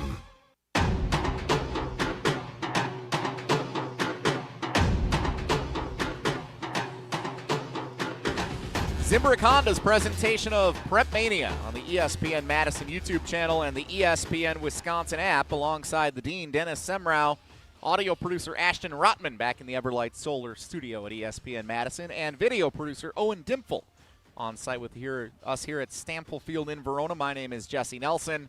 An eventful second inning with 5 total runs scored between the two teams, 2 for Sun Prairie East, then 3 in the bottom of the second for Verona. Wildcats with a 4-2 lead as Landon Lasan comes back out on the mound, and Sun Prairie East comes up to bat here, Dennis, in the third inning. Both the offenses ran that pitch count up. Lasan ended up throwing 35, and then Syme back with 30. So Lasan's at 46, and Syme at 48 here just after 2 innings. So we are going to be seeing some bullpen pitchers today, unless we get a couple of 1-2-3. You like those 1-2-3 pitches, 1-2-3 outs. But something tells me that's not going to happen today, not the way these guys are putting the ball in play. Leading off for Sun Prairie East here in the third inning, it's Van Vogler, the shortstop, who struck out looking his first time up to end the first. Lasan from the windup delivers, and it's on the inside corner for a called strike. 0-1 on Van Vogler, number 3 hitter in the Sun Prairie East lineup today. Yeah, he's going to Minnesota State Mankato. It's part of my relatives on my mom's side are in the Mankato area. So very nice school, very good place to play baseball. 1-1. Now I get a little confused because which one's the one that changed its name? That's one where, was that Minnesota Mankato? This one misses outside, 2-1, because Mike Hastings, the Wisconsin men's hockey coach, came from Minnesota Mankato. Right. But then they changed its name to Minnesota State at some point. Yeah. Right? Yeah. So now is it Minnesota State Mankato, or is it just Minnesota State? Well, the coach told me it's Minnesota Mankato, but I got to go to the website to check that out. Vogler pops one into right field, nice. Backing up on it. The right fielder, Yoss, had to retreat a little bit up the right field line, but eventually made the play. And he's probably thankful for the overcast skies. They didn't have to look directly into the sunlight as he fielded that in right field. 1 gone here in the top of the third. As we said, plenty of room out there, so don't have to worry about the run-ins, any fences. And if you're Landon Lasan, you haven't been perfect in this game, but Van Vogler being 0 for 2 in that number 3 spot in this Sun Prairie East lineup feels like a victory for the Wildcats. It is. First pitch to the cleanup hitter, Grayson Utek, is a called strike. He singled and scored last inning. Part of a 2-run inning for Sun Prairie East. Scored on a wild pitch. And Utek hammers this one into center field. It's over Wepking's head, and it'll dribble all the way back near the warning track. Stand-up double for Grayson Utek with 1 gone in the top half of the third inning. Wepking did a great job getting back to field that ball before it rolled any further, and he had a nice throw in, preventing Utek from being able to stretch that into a triple. So Utek stands at second with 1 gone in the top of the third. Now 2 for 2 doubles for the Cardinals today. And we've got a second courtesy runner. Yeah, substitute runner will come into the game for Utek. This will not be a courtesy. Oh. That is a pinch runner. Okay, so Utek's checking out of this game. So and he'll be able to come back in. He can do the re-entry rule. The courtesy runner is just for the pitcher and the catcher. How does that re-entry rule work in Wisconsin high school baseball? So Dennis? After the inning, they'll report he'll come back into his regular spot. And then number 5, Taylor Manuel, junior infielder and pitcher. That'll be his time. Once he's out, he's done then for the game. So Manuel, the runner at second base, assumed that this will be his only action, that Utek will check back in next inning. He is a pinch runner. Meanwhile, the batter is Joey Tamboli. He sends this one into center field. Long run in for Wepking. Dives, can't get it. It lands for a base hit. Tamboli safe at first. Manuel advances to third base. Had to wait to see if Wepking had a play on it. So now runners at the corners with 1 gone in the top of the third for Sun Prairie East. Tamboli's second base hit of this game. He's 2 for 2. That's how you see when he pitches, he hits. So today he's DHing for the pitcher, but they got to get his bat in the lineup the way he can hit. Came in batting .357 with one of the home runs that they have on the team. And now another opportunity with runners on for Jack Ostrenga, the left fielder. Runners at the corners with 1 out in the top half of the third inning for the Sun Prairie East Cardinals. 8-2 on the season, a perfect 6-0 in Big 8 conference play. They are the reigning champs. That's been the case for the better part of the last 2 or 3 decades in this conference. Here's the pitch. Just missed. 1-0 on the left fielder Ostrenga. Singleton scored back in the second. Tamboli, remember, he's on base at first. He was the one who was thrown out between third and home after the wild pitch that scored the first run of the game for Sun Prairie East. Called strike right down the middle, 1-1. Sun Prairie went out there. Verona's back at double play depth, so not want to hit into a double play with the runner at third base. Manuel's a pretty good runner at third. You would think a fly ball would at least bring the 1 run in, depending on the depth, of course. Wind a virtual non-factor. We were told gusts up to 14 miles an hour here this afternoon, but haven't seen much movement on those flagpoles in left center field so far. The 1-1 misses high from Lasan. Good take by Ostrenga. It's tough to lay off those pitches that come in at the neck. 2-1. A lot of runners on the base paths making these sensational pitchers work. The freshman signed for Sun Prairie East and the senior Lasan for Verona. A base hit into left field brings Manuel in to score. Sun Prairie East chips away. It's 4-3, and 2 runners remain on base here in the top half of the third. RBI single for Jack Ostrenga. So now UTEC, Tamboli, and Ostrenga all with 2 for 2 today here for the Cardinals. They had 3 consecutive hits in the second inning, and they have 3 consecutive hits here in the third inning. Number 7 hitter is the third baseman Hudson Turek, grounded into a fielder's choice last inning. Ended up being stranded at third in that big inning for Sun Prairie East. Turek shows bunt, pulls it back, takes a called strike on the outside corner, 0-1. Fun baseball game so far here in the Big 8. The 2 best teams in the conference squaring off first of 2 meetings this week. Got a feeling Verona might be happy they're at home get the last at bats. Check swing Turek did not offer. 1-1. Yeah, in the Big 8, like a lot of the conference down in the state, they have a home and away. You go Tuesday, Thursday. And that's to keep a team from saving their ace against certain teams more than once. The 1-1 pitch in there for a strike from Lasan. Kind of like that, too. Usually you're going to get the ace, you think, on Tuesdays, but not always. Is there a strategy, Dennis, to not throwing the ace on Tuesday? Coaches think because of all the games that you've got, you can be playing 3, 4, 5 games a week because of weather. So, but once if you throw 100 pitches, you've got to have 4 days rest in between. So, and then there's so many, if you throw less than, I think it's 25, you're good to go the next day. But then as you go up, there's 2 days rest, 3 days rest, and 4 days rest. The 1-2 to Turek. Misses high, 2-2. Tried to get him to chase. He fouled off the previous pitch, and it came pretty fast as a little dart over here to the right of us. Yeah, football commit to Upper Iowa. This is one of their dangerous hitters, power hitters, a little lower in the lineup. Can do some damage here, and that's what the Cardinals want. Lasan's 2-2. Fouled off into the parking lot. We'll do it again.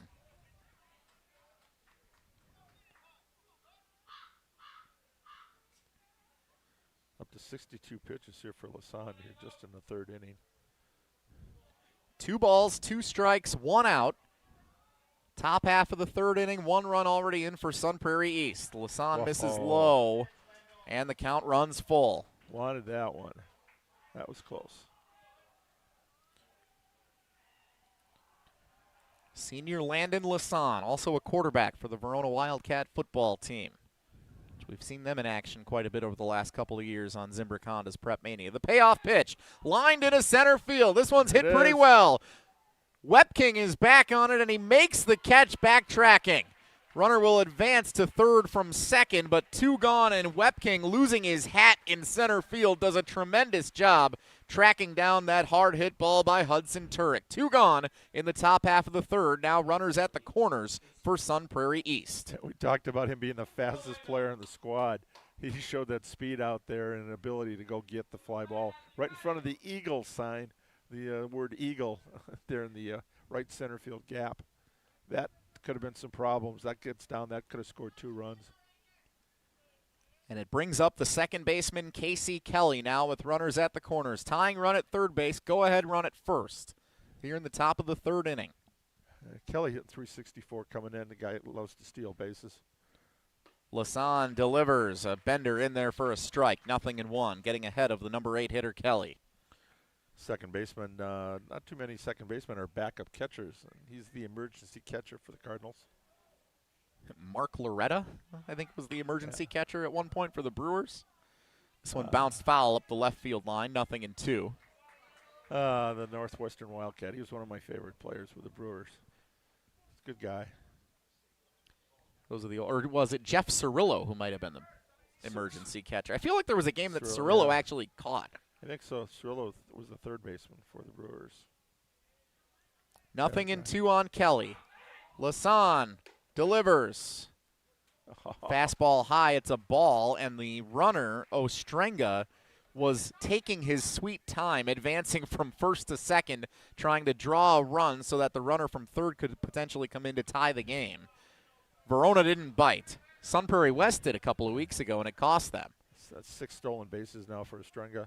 He's just trying to see if he can It's hardly a stolen base. It's like walking into the bank and submitting a deposit, and they let you take it. Yep. Strike 3 swinging. Down goes Kelly, and down goes Sun Prairie East in the top half of the third. They score 1 to cut the lead in half, but strand the tying run at third base and the go-ahead run in scoring position as well.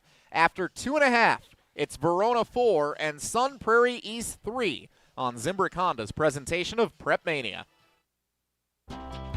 Running a business doesn't leave time to wait. You need answers and a banker who responds. At Starion Bank, you work directly with local decision makers who understand your business and act quickly.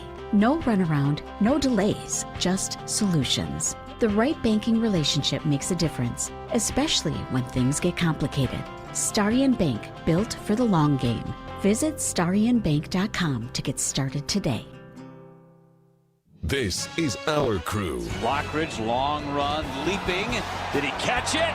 Yes! Brandon Lockridge, Spider-Man style in the corner. Madison's home of the Brewers, 100.5 ESPN.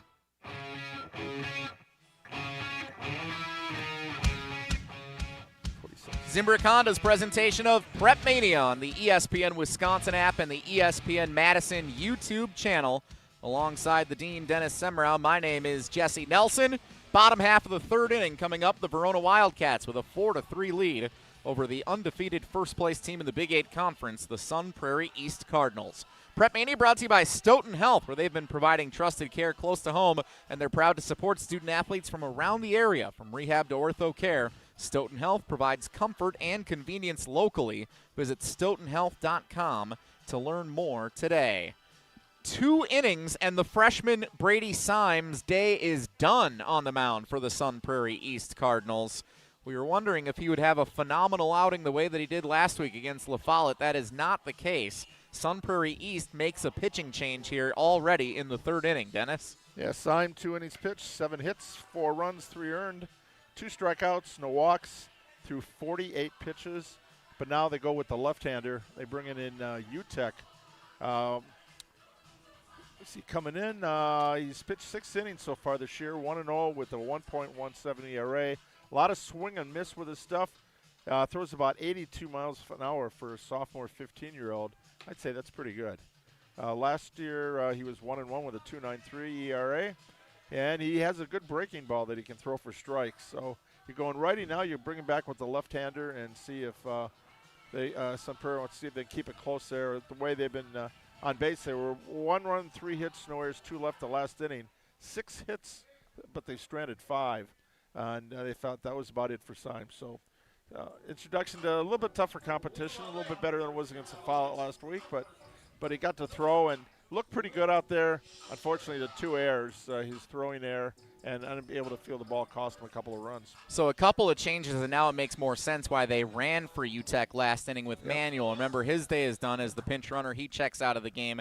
Jack Marchese Jr., who came in as a courtesy runner a couple of times early in this game, now takes over as the first baseman as UTEC moves from first base to the mound, replacing Syme. UTEC's first pitch in this game is a called strike on the inside corner against Will Scherenbrock, the first baseman hitting in the number 5 hole. Lefty on lefty here to begin the bottom of the third. Scherenbrock lines one left, just foul up the third base line. Could have been a potential double if that was about 4 inches to the right. Just missed the bag up the third base line. It's 0-2 on Scherenbrock. Scherenbrock singled his first time up, but it ended up being a 9-3-2 out to end the inning at home plate back in the first. The 0-2 swung on and fouled. Scherenbrock battling to try and pick up the new pitching approach for the lefty UTEC on the hill here for Sun Prairie East. It's got to be a big change for some of these hitters expecting to go up against the hard-throwing right-hander Brady Syme, the freshman. They chase him after 2 innings, which is a good job by the Verona offense. Now they're going to have to make the adjustment against the crafty lefty. UTEC sets the 0-2.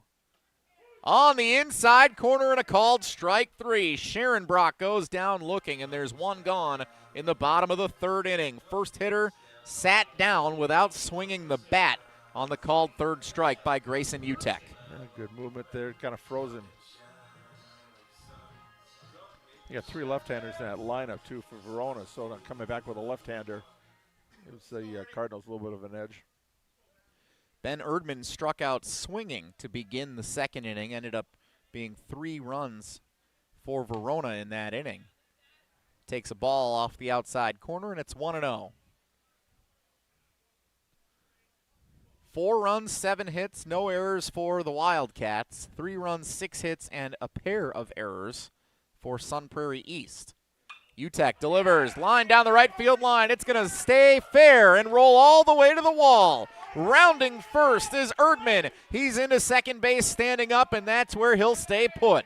A double down the right field line in the first hit of the game for Erdman.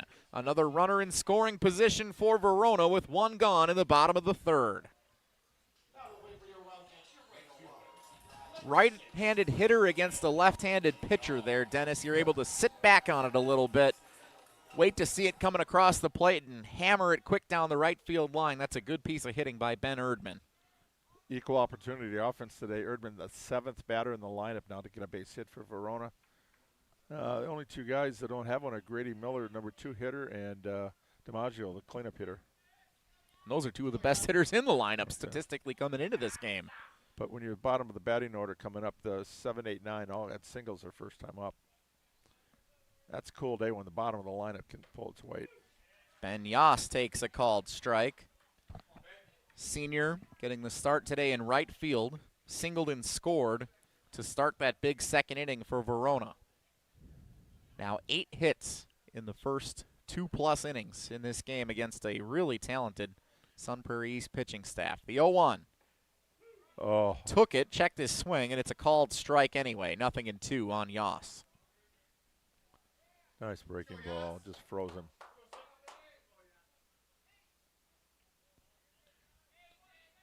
Verona 4, Sun Prairie East 3. Top 2 teams in the Big 8 Conference. First of 2 meetings this week.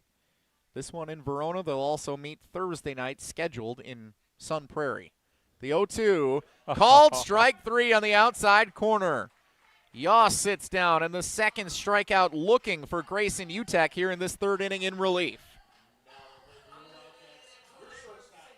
Runner Erdman remains at second base, and the shortstop, number 8 hitter Caden Martin, now comes to the plate for Verona. Yeah, first chance I've had to see UTEC throw this year, and he is dealing. Runner can go on contact. Martin takes a ball a little bit low. Good stop by Abreu behind the plate to prevent the runner from advancing. Martin singled and scored as part of the onslaught in the second inning for the Wildcats as well. 1 for 1 today. We've been playing for an hour and 10 minutes, and it's only the bottom of the third inning. Yeah, UTEC came in with 8 strikeouts in 6 innings. So now up to 10 here in 6 2/3. That's dealing. Good layoff for Martin. It's 2-0 now against UTEC. I think this is the first hitter UTEC's actually fallen behind against here in this third inning. Runner at second is Erdman, and Martin decides to step out and call time. A lot of game left here at Stamfel Field this evening, that's for sure. Overcast skies hovering around 60 degrees. Beautiful evening for high school baseball here late April. The 2-0 misses, and it's 3-0. Talking about the rich getting richer with the first pitcher for Sun Prairie East, freshman. UTEC's a sophomore. They've always got arms over there. Again, it's one of the best youth programs around. Ton of kids out there playing baseball in the summertime and softball. Their softball programs have been just as good. The underclassmen on the mound today for Sun Prairie East, and ball 4 to Martin. He takes 4 straight, and he'll take first base. Runners now at first and second with 2 gone. That brings a force play in, so it's not a bad. Yeah, it's not a terrible spot to draw a walk there if you're the pitcher. Ground ball third, step on the bag, you're out of the inning, or force play at second, or over to first. I mean, worst case scenario, he gets a hit and Verona extends the lead. Best case scenario, with the walk, you bring up the number 9 hitter in a force play position here. Deteen did have a base hit and scored last inning. Runners at first and second, 2 gone. Number 9 hitter Ben Deteen takes a ball. Just a little bit outside there. Nice little movement there in the fastball. 3 Bens in the starting lineup for Verona today. Ben Erdman, Ben Yas, and Ben Deteen. Deteen swings and flies one to right field. Playable for Johnson. He's got it, and that'll end the inning. Verona strands 2. First time today the Wildcats have not scored in an inning. We head to the 4th. Verona 4, Sun Prairie East 3 on Zimbrick Honda's presentation of PrepMania. Since 1956, Hallman Lindsay Paints has been making paint in Wisconsin for Wisconsin. Because of their commitment to making great paint for Wisconsinites, Hallman Lindsay has grown over the years to 27 Hallman Lindsay has the paints you need to make your job better. From do-it-yourself to professional, Hallman Lindsay has paint for everyone. Visit one of their local locations today in Madison, Sun Prairie, Middleton, and Janesville. Taylor Jenkins is in as the Bucks head coach. So you're bringing in a guy who knows how to develop and build a culture. Giannis may not stay. This may not be the thing that's going to keep Giannis here, and that is okay. This is Madison's home of the Bucks, 100.5 ESPN.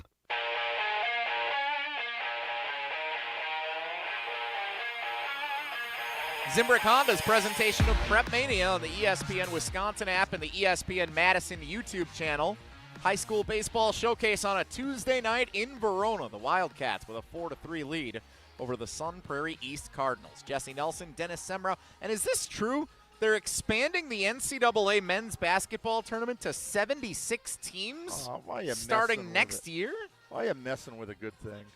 I'm not in favor of that. I got the notification that that's apparently some news. Of all the news I expected to break today, that's not it, I got to admit. But breaking news brought to you by the Metro family of dealerships over on the east side of Madison on ESPN Madison. So I guess, they're expanding to 76.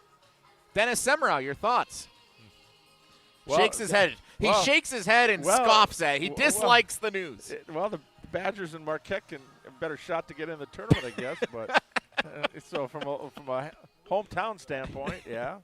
But no, I love the format. I mean, all the pools were in every year, yeah. Somewhere Bruce Pearl rejoices with this news here this afternoon. Bruce Pearl, bandit. I'm not a Bruce Pearl fan. He's a cheater. He's a cheater. Nothing in one on the leadoff hitter here. It's the number 9 hitter, Braden Johnson for Sun Prairie East. What do you got against Bruce Pearl? What did he do? No, let's hear. You don't get fired up about anything. What do you got on Bruce Pearl? 1-1. One of those guys that couldn't benefit now. Right back to the pitcher. Lasan tosses it over to Sharon Brock. Johnson's retired on a 1-3 putout, and there's one gone here in the top half of the 4th inning. Yeah, I play a lot of slow pitch softball throwing, but underhand trying to throw to first. The ball comes back there. You got all day, but it's almost like you want to aim at the first base like you're at a carnival just throwing it over. The first base, just throw the ball. How many times do you see a pitcher overthrow the first baseman on something like that. Easy does it, and that's exactly what Lasan did. Yep. The veteran senior on the mound here for Verona, working in the fourth. Top of the order, Manny Abreu. So that's 71st pitch here for him now. So can he get on Abreu? He walked each of his first 2 plate appearances in the first and second. Yeah, he also drew 11 pitches in those 2 at-bats, which is huge for the leadoff hitter. Yeah, think about it now. 13 of the 72 pitches Lasan's thrown have been to Manny Abreu. This one in the dirt outside, it's 3-0. So you work on the scorers table at the Kohl Center, and I'm wondering now, I've never asked you this, but if Bruce Pearl's on your list, who else is on your list of opposing head coaches that you don't find yourself particularly fond of? Abreu showed bunt, pulled it back, thought it was ball 4, but it's in there for a called strike, 3-1. Oh, it is looking at the umpire. Like, are you a Fran McCaffrey guy? Are you a no? You're anti-Fran. Okay. Well, as are most. I liked Lasan's pitch to Abreu inside for ball 4, and that's the 3rd walk of the game for Manny Abreu. He's reached base each time he's hit, and again, we'll get a courtesy runner for Abreu. This time, it's someone else because Marchese's now in the lineup, so that is number 2 coming to run. That's Brady Stelzer, the senior. Stelzer's a football player as well. Yeah, and Stelzer's had some injury issues coming back. He's one of their best pitchers and has not been able to throw. They're hoping to get him back here sometime later in the season. That'd be a great arm to have come playoff time. Stelzer's going to play baseball at UW La Crosse. And he's the runner here with 1 gone in the top half of the 4th inning. Lasan checks him. Stelzer back diving in head first. You got to love it. 3 walks. So officially, no at-bats today for Abreu, but that .421 on-base percentage is definitely going up. And he's seen at least 15 pitches in those 3 non-plate appearances. 4, 5. Or non-at-bats. 16 pitches for 3 at-bats. Pitch in the dirt to Glusick. It's 1-0 on the number 2 hitter. Glusick's 0 for 2 today. That's a rarity for Glusick in this Sun Prairie East lineup. You don't want to get this guy hot. This one misses high for Lasan. He's starting to labor out there a little bit. 2-0. You start to wonder how short the leash may be. And, yes, we have a Madison College mound visit upcoming here for the Verona Wildcats. Glusick hit .437 last year as a sophomore, now up to .500 this year. He'll play somewhere. But also a good basketball player. He was a reserve on their conference championship team a year ago and was one of their mainstays this year when they graduated his brother and the rest of the starting lineup. While we have a moment, I'll tell you this is Zimbrick Honda's presentation of PrepMania. For more than 50 years, Zimbrick Honda's provided the Madison area with quality Honda vehicles. The trusted staff of Zimbrick Honda's used car dealership will save you time and reduce your car buying stress. Honda just off the Beltline in Madison or online at ZimbrickHonda.com. Shop local. Shop Zimbrick Honda. NCAA tournament's going to have 76 teams in it next year. That's crazy. And meanwhile, college football can't figure out if they want 4, 12, 24, or whatever they want to do. The 2-0 pitch is hammered to right center field. Both players going back on it, and it's going to fall at the wall. 1 run easily into score. They're going to send the second to play at the plate. He's in standing up, and Sun Prairie East has regained the lead.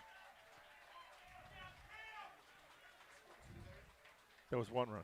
Or correction, 1 run comes in to score. Glusick with the double. It kind of fooled you because they had to wait to see if he caught the ball. So I saw Stelzer was held up. So. My apologies. I saw number 10 here, Van Vogler, standing picking up the bat. I thought he had scored already because it took so long before the runner in for Abreu, number 2, Stelzer, decided to take off. Thanks for catching that, Dennis. Yeah, what I tell you about Glusick? Get him on track. You don't want him to get hot, and he gets an RBI double to tie the game at 4 here in the top half of the 4th inning. And now the first pitch is a ball to Van Vogler. Or correction, this is, all right, hang on. Vogler's standing in there now to bat, yeah. Vogler's also 0 for 2. He takes a called strike, 1-1.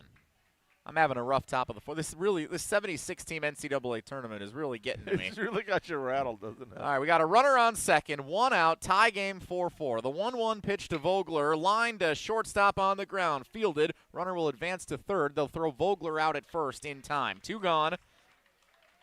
The runner Glusick gets to third base, and the potential go-ahead run is 90 feet away with 2 outs here in the top of the 4th inning for Sun Prairie East. And there's another guy now. Yeah, right. UTEC comes up 2 for 2 today. Yeah, just ripping the heck out of the ball this year. They're coming in batting .401 and now 2 for 2, so moving that up a little bit. And it looks like that's going to be it for Landon Lasan. He's done before he can get out of the 4th inning. Good ovation for Lasan from the home Verona Wildcat faithful here at Stamford Field. But we've got a pitching change now for the Verona Wildcats with 2 outs in the 4th inning, and Grayson Utek due up for Sun Prairie East. I wonder with Utek and Tamboli, back-to-back left-handed hitters, if they're going to go with a lefty here. Oh, and that's Let's see what the decision is. 88 pitches there for today for Lasan after throwing on 85. So that's interesting. So. They could have left him in, and it is a left-handed pitcher. So in for the Verona Wildcats now on the mound. Let's get a check. It's number 8. Number 8, that would be Cooper Steer. Left-handed pitcher Cooper Steer, the only left-handed pitcher for the Verona Wildcats. Yeah, they were expecting him possibly to, he's a spot starter reliever. 2 games pitched, 1 start, 0-1, 4 innings, 4 strikeouts, 3.5 ERA. I said the lefty.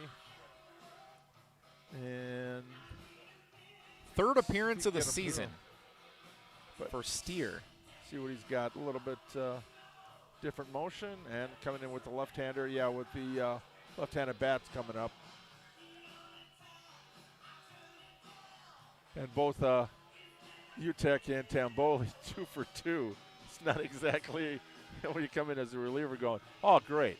I got to face the cleanup hitter and the number 5 hitter who just rocked the ball 4 times.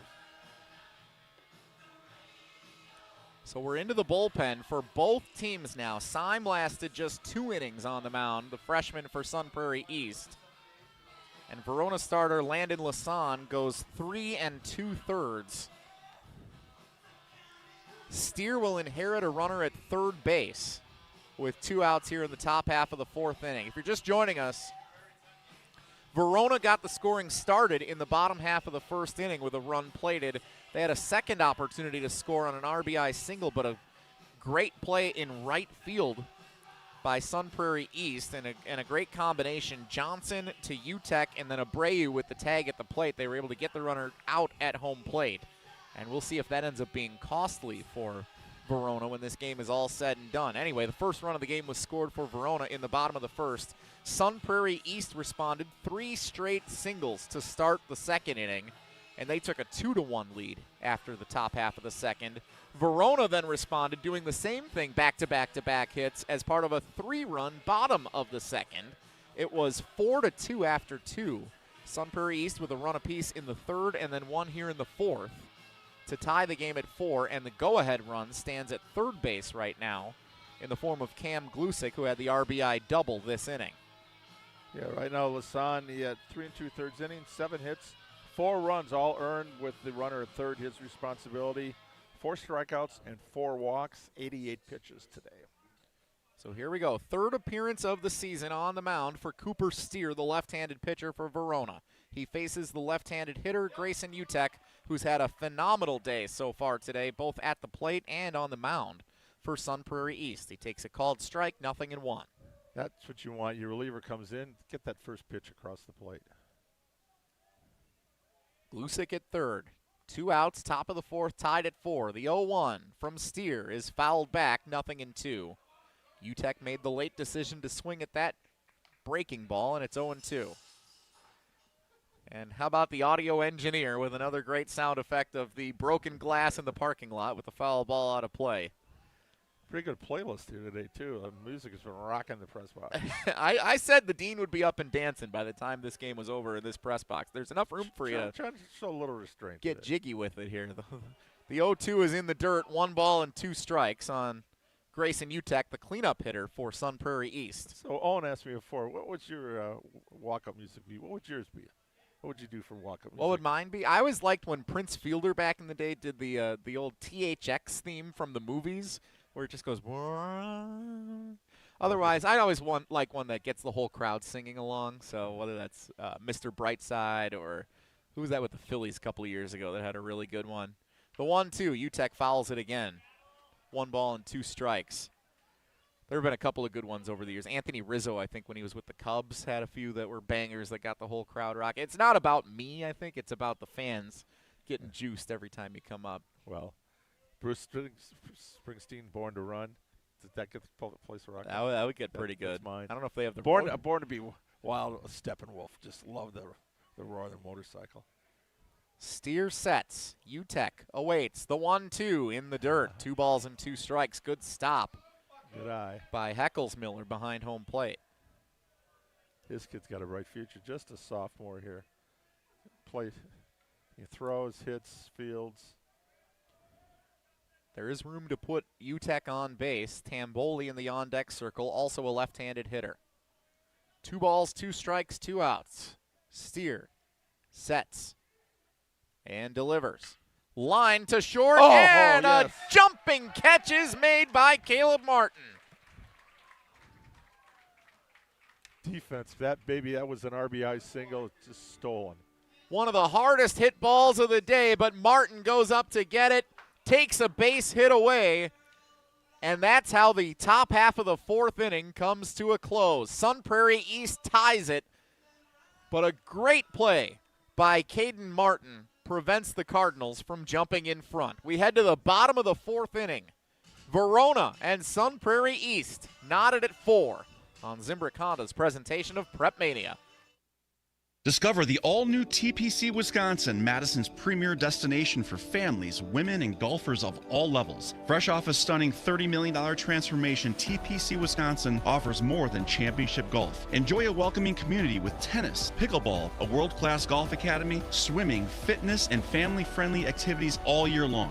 Experience the newest TPC golf club in the world right here in Madison. Visit tpcwisconsin.com to explore memberships and schedule your tour today. On the air, on demand, on social, on Wisconsin Sports. Serving Wisconsin sports fans. This is 100.5 ESPN.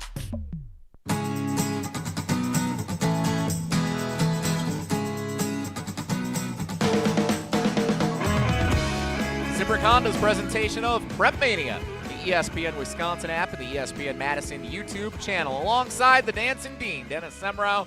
My name is Jesse Nelson, video producer Owen Dimple, audio producer Ashton Rotman, back in the Everlight Solar Studio at ESPN Madison. Bottom of the 4th inning, Sun Prairie East and Verona tied at 4 in an eventful, thrilling baseball game here on this Tuesday night showcase of area high school baseball on Zimbrick Honda's PrepMania. We're brought to you in part by TPC Wisconsin. Looking to join an international quality golf club right here in Madison? Discover TPC Wisconsin, an instant classic in the heart of the Midwest. Schedule a tour at tpcwisconsin.com and start your journey to a lifetime of priceless golf. I was out in a polo and shorts filling in the golf league for my buddy Tier 1 Tyler last Wednesday afternoon. I've got the call up again tomorrow. Not at TPC Wisconsin. Looking forward to being out there for the ESPN Madison Open. Of course, the American Family Insurance Championship later this year. Great events out at TPC Wisconsin over the course of the calendar year. We love having them part of our PrepMania team here at ESPN Madison. If we need you, because this team's getting a little light on subs available. It's a 3-person scramble, Dennis. Do you think I could call you to fill in on a Wednesday afternoon if needed in the coming weeks? No. I don't think so. No, not even just a little putting action up there? Bad shoulder. Leadoff hitter here in the 4th for Verona is the leadoff hitter in the lineup, center fielder Jax Wepking. A pair of singles so far today, and here is the 1-2 pitch. It's fouled back. 1 ball and 2 strikes. Will do it again. When I used to golf, I was one of these commune with nature kind of guys. Little water, a lot of woods, some sand. You know? Well, that's what we do, too. It's a three-person scramble. You golf golf 9 holes. Our team finished 5 over at one point last year. That's, impossible to do. Wow. You have to try to be that bad. No, I prefer these. I like to do the beer truck, taking it around hole to hole. Oh, you want to be the cart fella, going around getting a few tips. All right. Delivering beverages for the thirsty patrons. I haven't worked that before, but usually when we've got the tournaments right during high school football prep. Webking lines it to short, playable. Vogler throws over to first. Good stretch for Marchese, and they get the runner. Webking, he's retired for the first time today. 1 gone in the bottom half of the 4th inning. Okay, Grady Miller, one of the 2 players without a base hit so far for Verona today, but he's had a pretty good start this year. Came in batting .333, 7 runs scored, 6 of 6 stolen bases. So again, a guy to get on base and create some chaos. 4 runs, 8 hits, no errors for Verona. 4 runs, 7 hits, and 2 errors for Sun Prairie East. Tie ball game in the bottom of the 4th, and the first pitch strike looking on the outside corner to Grady Miller. Yeah, I like Utek. Good young left-hander here around the plate. He has delivered a sense of calm here on the mound for Sun Prairie East after a bit of an erratic outing for the freshman Brady Syme. Let's watch him walk the next 3 guys now that we said that, right? Sorry, we don't want to jinx you out there. 1 ball and 1 strike here on the number 2 hitter, the left fielder, Grady Miller. No, the Verona Wildcats. Well here. This one inside in the dirt, and it actually skips all the way to the backstop innocently. 2 balls and a strike. Ball boy. Oh, there you go. On deck hitter. Yeah, what do you? We don't have ball boys in high school baseball. What are you talking about? That's what the on deck hitter's supposed to be doing. What's the job, Dennis? We've talked about this a lot of times when I've gone with friends and family members to Brewers games. As Miller fouls this one away, it's 2-2. Cue the audio engineer for the shattered glass in the parking lot again. What's the job that you would like to have at a Brewers game? Would you like to be the ball boy, a racing sausage, or the organ player, or Bernie Brewer sliding down the slide? You had to pick one of the 4. I don't like heights, so okay, you're out on the slide. I'm out on the slide. The 2-2 to Miller is popped up in fair territory on the left-hand side. Third baseman Turek calls for it and makes the catch. There's 2 gone in the bottom of the 4th. And a chance at a 1-2-3 inning for the first time today for either team. I just like being in the press box. Official score. You don't want to be the big hot dog running down the third base line? Put on that Polish. You're more of a brat guy anyway. I could see you being a racing sauce. I think we get our whole PrepMania crew and do a sausage race at one of these games this year. Owen can get out here. Ashton back in our studio producing today. Yeah. Riley would win. There's no doubt about that. Around the world, going viral. I've fallen and I can't get up out of my racing sausage. Yeah, exactly. Heckles Miller, the catcher, stands in, swings and misses. It's 0-2. That's your biggest fear. You've lived a pretty good life, I got to admit. I enjoy the 15 years in the press box for the Cap Times State Journal. Always wanted to play Major League Baseball, but never made it there, but had my baseball writer's card. That was valuable. Still got my retired card. Adam Mertz and I both have one. So you can go anytime you want? Is that how that works? Go into a park, yeah. Oh, you should come Thursday. Called strike 3 on Heckles Miller, the catcher. Second time today he struck out looking. And it's a 1-2-3 inning for Grayson Utek, the young lefty on the hill for Sun Prairie East. We head to the 5th, tied at 4. Verona and Sun Prairie East on Zimbrick Honda's presentation of PrepMania. As a first-generation student, I initially joined the military to ensure I could afford college, and I had a lot of self-doubt. But at Madison College, there are so many resources extended to me, and I feel supported and confident to reach my goals. Best of all, I'll be able to transfer to a 4-year college debt-free. My advice to others, believe in yourself and your future. There's more to your story at Madison College. Visit madisoncollege.edu to get started. We're on the Badgers. The bottom line on it is you're going into a monster season. Because we're on Wisconsin sports. And now there's more change, more things that aren't stable than there ever has been before. This is 100.5 ESPN.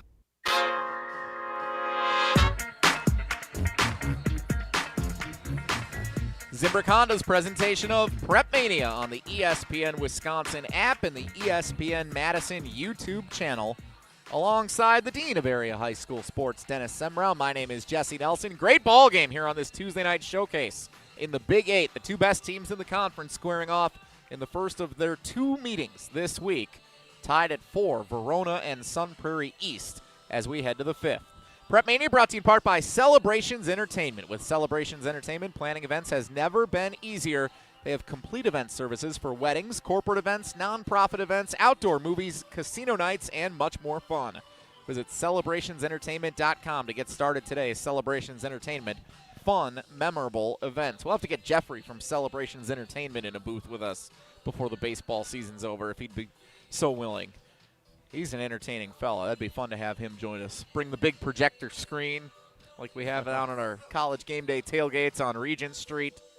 Celebrations Entertainment, trust us. So you know, if you live in the Madison area, they're the crew you want if you're planning a big event, whether it's a wedding, a casino night, or anything of the like for a company outing. Celebrations Entertainment, fantastic squad. 4-4, Verona and Sun Prairie East. Great game here on a beautiful Tuesday evening. High school baseball in the Big Eight Conference. Sun Prairie East 8-2 overall in the season, a perfect 6-0 in conference play so far. Verona is 5-2 with a 5-1 record in Big Eight play. They would be tied for the conference lead if Verona was able to win this game here this afternoon. First pitch of the 5th inning is a ball low. Steer remains on the mound for Verona, the lone left-handed pitcher on the roster, and he faces the number 5 hitter, Joey Tamboli, left-handed batting designated hitter, who has a pair of singles in his first 2 plate appearances here this afternoon. Yes, Steer just needed 6 pitches to get out of the last inning. Called strike on the outside corner, 1-1. Both starters off the hook now, so this is Steer's and UTEC's game to win or lose. Back and forth we've gone. Couple of lead changes in this game. Sun Prairie East has come back to tie it after trailing by as many as 2. Lined into the right center gap by Tamboli. It's going to roll all the way to the wall. Tamboli rounds first, easily into second standing up. Thought about third, but puts on the brakes. And a leadoff double for Joey Tamboli. His 3rd hit of the evening here in the top half of the 5th for Sun Prairie East. Definitely our hitting star of the game. Tamboli in scoring position with nobody out here in the top half of the 5th. Jack Ostrenga, the left fielder, will come up. He has a pair of hits as well today. A couple of singles and a run scored for Ostrenga. Tamboli at second, and they do leave the lefty Steer. And I was wondering, we saw a little bit of activity down the left field line for the Verona squad during the between-inning break. I was wondering if they had a pitcher that would be ready to go to come in for Steer, but it looks like they're going to let it ride here with the lefty now that he's faced the 2 left-handed batters. 3rd double the game for Sun Prairie East. Pitch inside from Steer. It's 1-0 on the number 6 hitter, Ostrenga. Yeah, both teams 4 runs, 8 hits. 2 errors, though, for Sun Prairie East. Been a clean game in the field so far for Verona. Very evenly matched, these two squads at the top of the Big Eight Conference. Showing bunt, Ostrenga lays it down, and it's going to go foul. About 4 feet to the right-hand side of the left-handed batter's box. That one had a chance. Again, the way the foul lines are here at Stamfel Field in Verona, there's no dirt along the base path on either side, either from third coming home or up that first base. And that's definitely a factor to consider if you're going to try and bunt a runner over in a close game like this. So watching one of the Verona players was doing the lines, line in the field here. Hour before the game. 1-1. Pitch is outside to Ostrenga. Back in the day when I umpired a bunch of Little League games, you should have seen some of the foul lines that we had to deal with. It looked like what are you on drugs or whatever? Down the line. Looked like whoever was doing those early in the day either had a few the night before or while they were doing it. Lines look great here at Stample Field. The 2-1 grounded over to second base, fielded by Deteen. He'll fire to first in time. They'll get the hitter Ostrenga, moves the runner Tamboli over to third with one gone in the top of the fifth, and the tying run now 90 feet away and could theoretically score on a ground ball or a fly ball to give Sun Prairie East a lead. Yeah, I wasn't able to get the bunt down, but still hit the ball to the right side, so you get that runner in scoring position. Yeah, scoring a wild pitch, pass ball, air, whatever. Get him 90 feet closer to home plate. Hudson Turek, the third baseman, batting in the 7th spot in this Cardinal lineup. Reached on a fielder's choice in the second, flew out to center in the third. Lines this one off the second baseman's glove into center field. It brings in the go-ahead run for Sun Prairie East in the top of the 5th. Hudson Turek delivers with an RBI single, and the Cardinals have a 5-4 lead. 2 RBIs now for Turek. That was tough. The infield was playing in for a play at the plate. If he's back a little deeper, might have been able to field that one, but that was just a line shot. That was more of a self-preservation, I think, dive than anything. 3 unanswered runs for the Sun Prairie East Cardinals, 1 apiece in the 3rd, 4th, and now the 5th inning. Sun Prairie East has battled its way back to now take a 5-4 advantage with 1 out in the top half of the 5th. Hudson Turek delivers the go-ahead single, and he stands now at first base as Casey Kelly, the second baseman, steps up. He's 0 for 1 with a walk and a strikeout. Left-handed pitcher Steer checks the runner back at first. There's that unfair advantage that you've talked about before, Dennis, that the left-handed pitcher has, trying to pick off that runner at first. Turek looks like a football player over there at first base. Good size. He's going to be going to Upper Iowa University to play college football next year, but a lot of baseball still to be played here this spring first. Kelly shows bunt, pulls it back. It's a ball outside, 1-0. Brave third baseman there for Sun Prairie. For third baseman, Erdman. Erdman, yeah. Yeah, he's still creeping in. Kelly shows bunt again. Erdman ends up well inside of the pitcher's mound, approaching that bunting position. It's a ball, 2-0. And I guess with the grass, this is a tough thing defensively to decide because the grass is going to kill the ball almost instantly if it reaches it on a bunt. So you want to play close, but you also don't want to crouch up too much and then risk taking a line drive if the batter pulls the bat back and hits away. I was at Mount Hall Portage softball last week, and almost all the infielders now and the pitchers wear masks. Yeah. They didn't when my daughter played back in 2008, but now it's just a shorter field, too. 3-0 on Kelly. Steer comes home right down the middle. Kelly taking all the way. It's a called strike, 3-1. Automatic. Lights are on as the sun begins to set here on a beautiful spring evening in Verona. Stample Field, home of Edgewood College baseball, in addition to the Verona Wildcats. Kelly with a big cut, and he missed. Count is full, 3-2. Starting to cool down a little bit. It's going to be in the 50s tonight. Still great this time of year. Anytime you can play baseball and it's not raining or 30, 40 degrees, you're happy. We've been blessed the 2 games we've had together, Dennis. Some great weather and some great baseball here in the Big 8. The payoff pitch is a called strike 3. Kelly is retired, looking, and a big strikeout for Steer. 2 gone in the 5th. Number 9 hitter Braden Johnson now steps up, and instead of having 2 on and 1 out with the risk of Abreu coming up with runners on base, now Steer has a path to get out of this inning with only allowing the 1 run if he can retire Johnson. 3+ innings, 6. That's the 5th strikeout now for Steer this year. The runner at first is Hudson Turek. Steer looks him back now, fires home, and it's a ball just outside. Throw 3 balls, then throw 3 strikes. I'll see what he does this time. Brewers game is underway on 100.5 ESPN.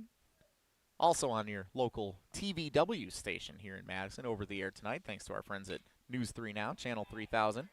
Liner into right field, and it gets down. A good hit for Johnson, his first of the game, and the runner advances all the way to third. Johnson stretches it now to second with the throw going to third. From right field, Yost decided to fire it all the way over to third. They thought they could catch Turek. He got in there cleanly, and then heads up by Johnson getting to second base. Now 2 runners in scoring position with Manny Abreu, the leadoff hitter, coming up.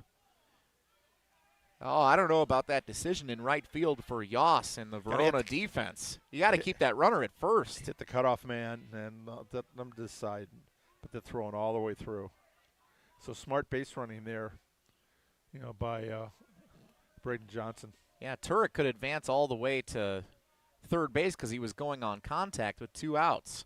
Abreu has walked all 3 times he's been at the plate tonight, and he takes a first pitch ball.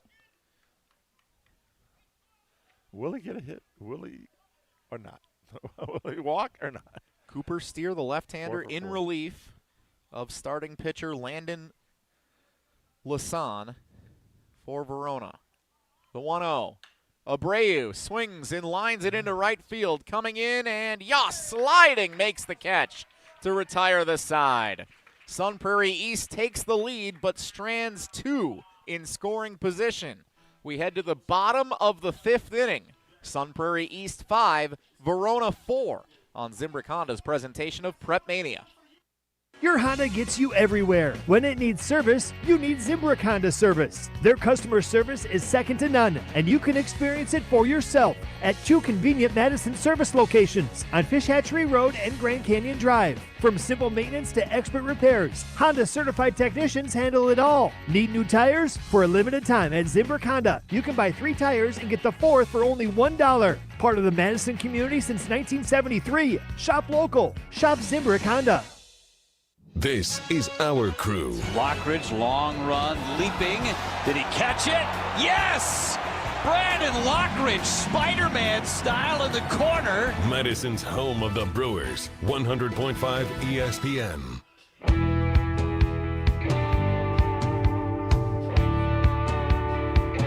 Bottom half of inning number 5 on Zimbrick Honda's presentation of PrepMania. Jesse Nelson and the Dean Dennis Semrau.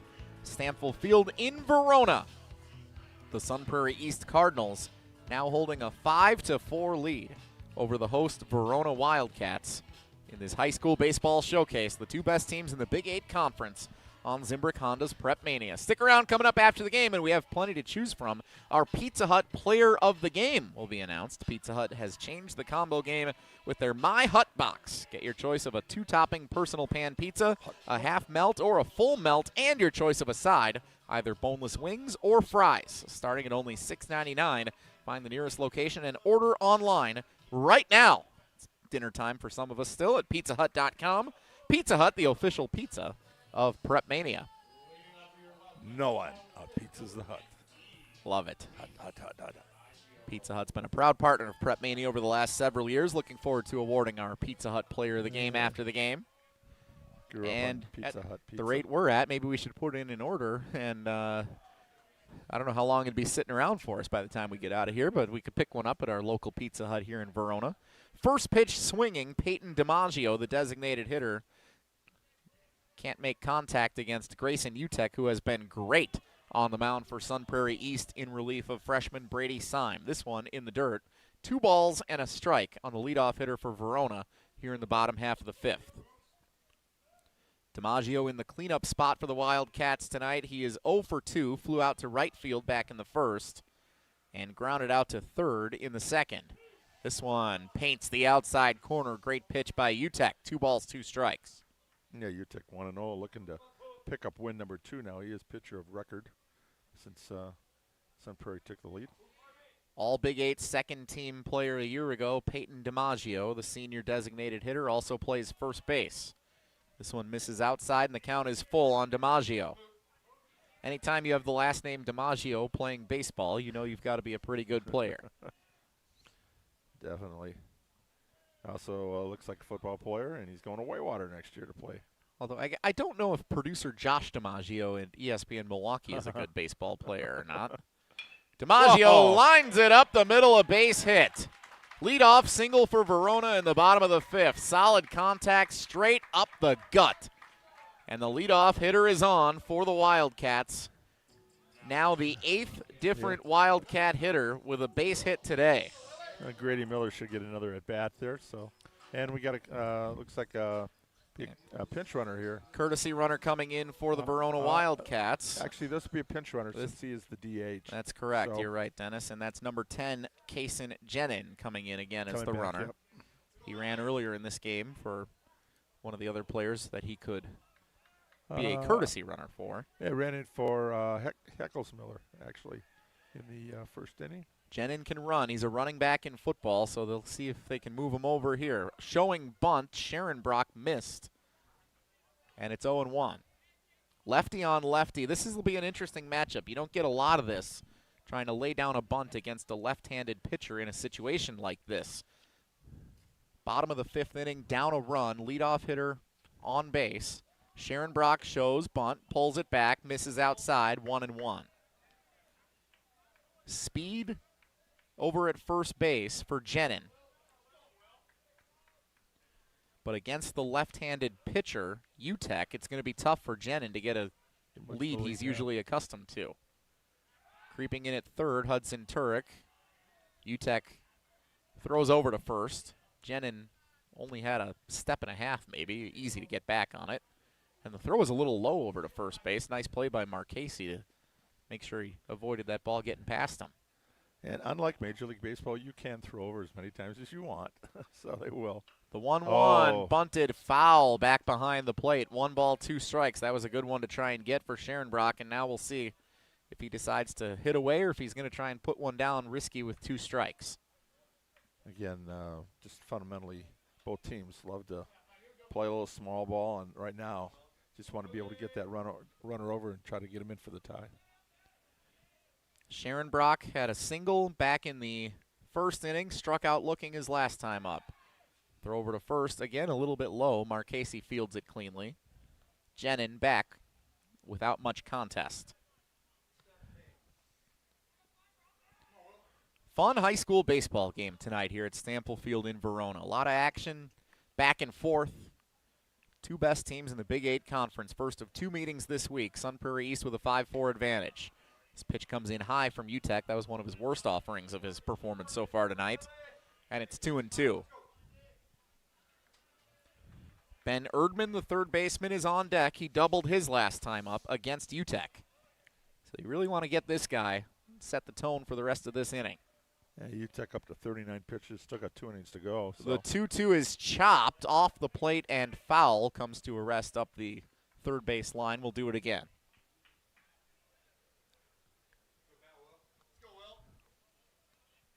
Doesn't look like there's much activity in either bullpen for both of these teams.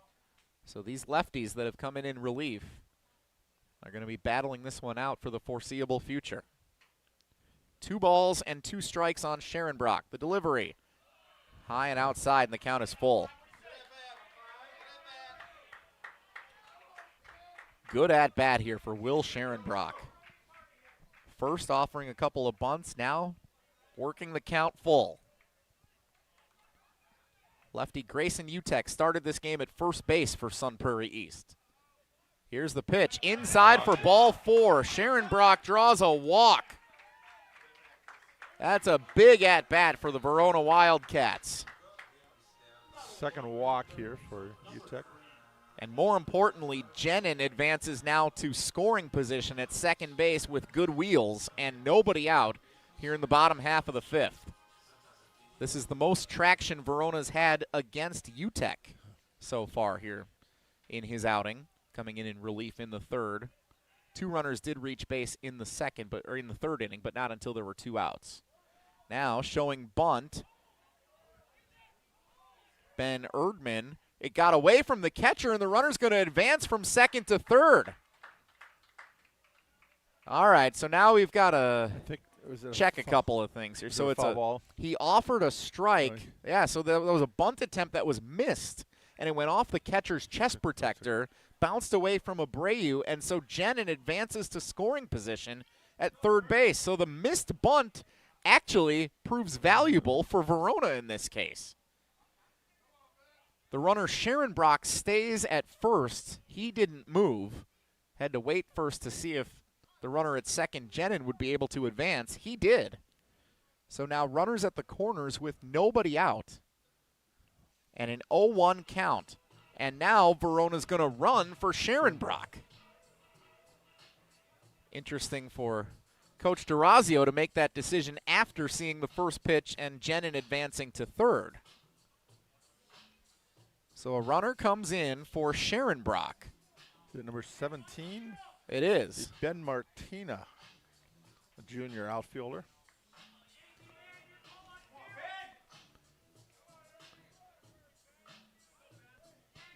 Martina, now the runner at first.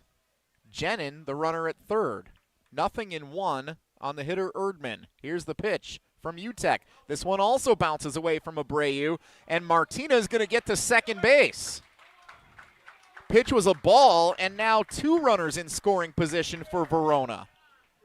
So that's as good as a sack bunt, except they didn't have to sacrifice an out. After all that, they've got runners advanced to second and third with nobody out, and a 1-1 count on the third baseman Erdman. Doubled his last time up against UTEC. Down by 1 in the bottom of the 5th. Here's the pitch. Foul down the right field line. Is this going to stay playable? No. Over the fence and out of play. 1-2. Late decision for Erdman to swing away at that one.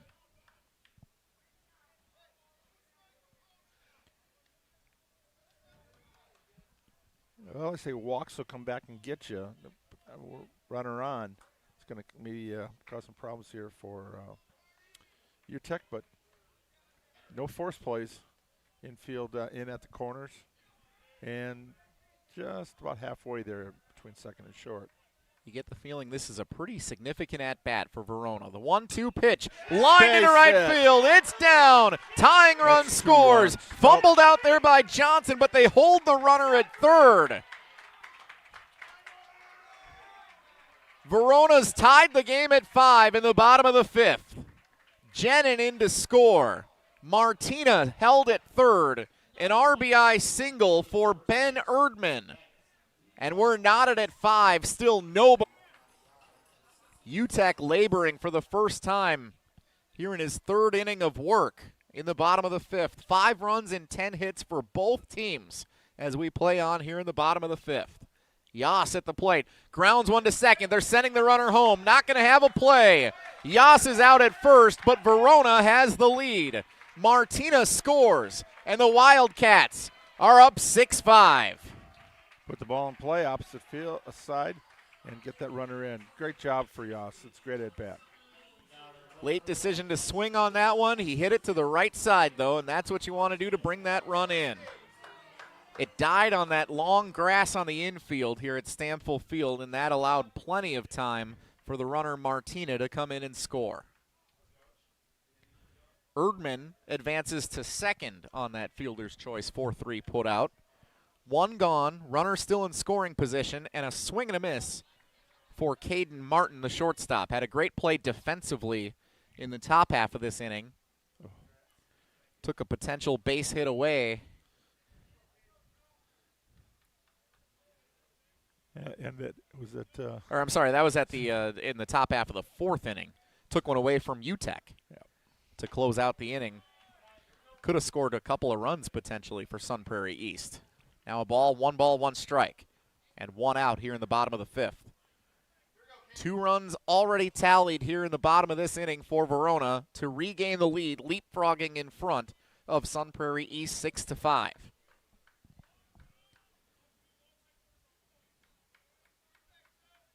UTEC sets, looks the runner at second, and now fires. Swing and a miss. Martin had a good cut. Just swung over the top of it. 1 ball and 2 strikes. Martin is the number 8 hitter in the Verona lineup. Ben Deteen, the second baseman, on deck, the number 9 hitter. UTEC again. Left-handed pitcher for Sun Prairie East. Sets and fires and cut on and missed. Foul tipped, actually, back into the catcher's mitt. Martin strikes out swinging. First time Martin's been retired in that number 8 hole today for Verona, and there's 2 gone in the bottom of the 5th. 4th strikeout for UTEC today. If UTEC can get out of this game, or out of this inning, I should say, allowing just the 2 runs, you get the feeling we've seen a lot of numbers on the board for both of these offenses today that the scoring isn't done. No, Sun Prairie's coming back with 2, 3, 4 in their lineup up. Meat of their order coming up here in the top of the 6th. A 1-run lead is certainly not safe in this game between these two teams today. Again, you feel like the last team standing. It's a good day to be the home team in a game like this. Ball in the dirt to the number 9 hitter, Ben Deteen. Singled and scored back in the 2nd. Flew out to right field in the 3rd. Here he stands in the 5th. The 1-0. Just a little bit high. 2 balls and nothing on Deteen. Jax Wepking is on deck, the center fielder and the leadoff hitter. Deteen hitting .357 on the season entering play today. We said 3 bends. By the way, the pinch runner was a bend. So there's 4 bends in the lineup today for Verona. Now, what the parents were thinking when the kids were born. Hey, let's name all the kids Ben. A lot of bends coming out of hospitals here in the greater Verona area. About 14 to 18 years ago. This one misses. 2 balls and a strike. 2 outs. Runner on second is Erdman. He can run on contact. Here's the pitch. Swung on and fouled, out of play. So I know the parking lot's over here to the left-hand side. Is this like a forest area or farmland? What's this back here to our right-hand side? I didn't get a good look coming in. Open field. They tell us from the broadcast booth. Was that the audio engineer chiming in with that one? 2 balls and 2 strikes, so the kids can go retrieve that one. UTEC delivers, grounded to 3rd. Tough play. Turek can't get it. Shortstop Vogler does. Fires to 1st. Late. Safe. Runner held at 3rd. Good effort by Vogler, but too late. Deteen reaches base, and that flips the order to the leadoff hitter, Jax Wepking, with runners at the corners and 2 out in the bottom of the 5th. Infield single there for Deteen. Makes him now 2 for 3. Erdman advances to 3rd. That was a risky throw by Vogler. He's a talented shortstop, and he almost got him. But he did throw it low. It was pulled out of the dirt by Marchese. And if he hadn't done that and that ball gets by him, that's easily 1-run scoring. And who knows how long Deteen could have been running. First pitch in the dirt to Wepking. Good stop by Abreu behind the plate. It's 1-0. Wepking 2 for 3 with RBI today. And a nice running catch out there in center field earlier. We've officially crossed the 2-hour threshold for this game. Underway just after 5 o'clock this afternoon. Called strike on the outside corner. 1 ball and 1 strike as we play here in the bottom of the 5th inning. By far our most competitive high school baseball showcase here on Zimbrick Honda's PrepMania this season. 2 best teams in the Big 8 Conference going toe-to-toe this afternoon. Swung on and missed by Wepking. Little off-speed action from you. Brady Syme and Landon Lasan were the starting pitchers for Sun Prairie East and Verona, respectively, in this game. Runner takes off. Now runner's going to try to score from 3rd. He comes in, and he is gunned down at the plate. Ben Erdman trying to draw UTEC's throw between 1st and 2nd. Deteen got him to do so and bite, but then Erdman didn't have quite enough of a jump. UTEC knew what was happening, fired to Abreu at the plate covering, and that is how the bottom of the 5th comes to an end. A risky decision for Verona on the base paths, and it ends up costing them with their leadoff hitter in the box. We head to the 6th inning. Verona 6, Sun Prairie East 5. It's Zimbrick Honda's presentation of PrepMania. To those who've ever dreamt of their perfect event, those dreams are worthy and they are possible. Hi, it's Jeffrey from Celebrations Entertainment. With hard work, passion, and great music, we will make your event dreams a reality. Every event is a labor of love with one-on-one planning, customization, and flawless execution. Bringing your event to life is what we do. For a fun, memorable event, visit celebrationsentertainment.com. That's celebrationsentertainment.com. Your state, your teams, your ESPN. The ESPN Wisconsin app, customizable just to you. Find the ESPN Wisconsin app in the Apple or Android app stores today.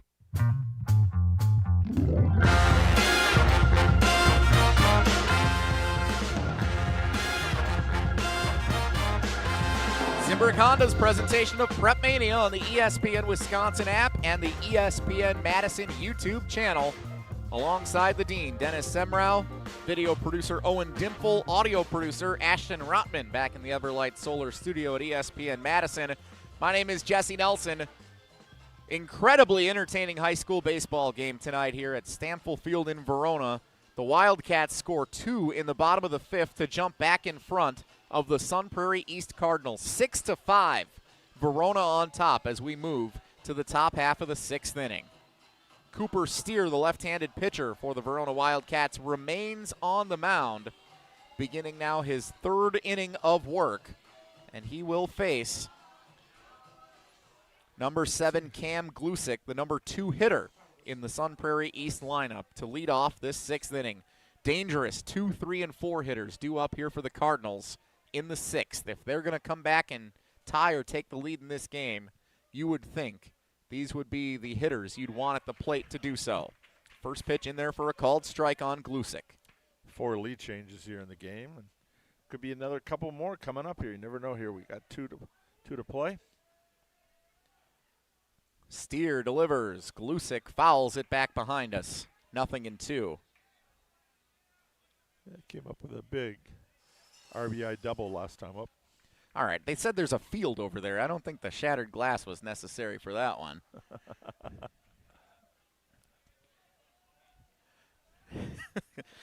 Great production out here there's a barn at over there. Stanfield Field. Here's the 0-2. Glusick skies one out to right center. Playable for Wepking, and he hauls it in. 1 gone to lead off the top of the 6th for Sun Prairie East.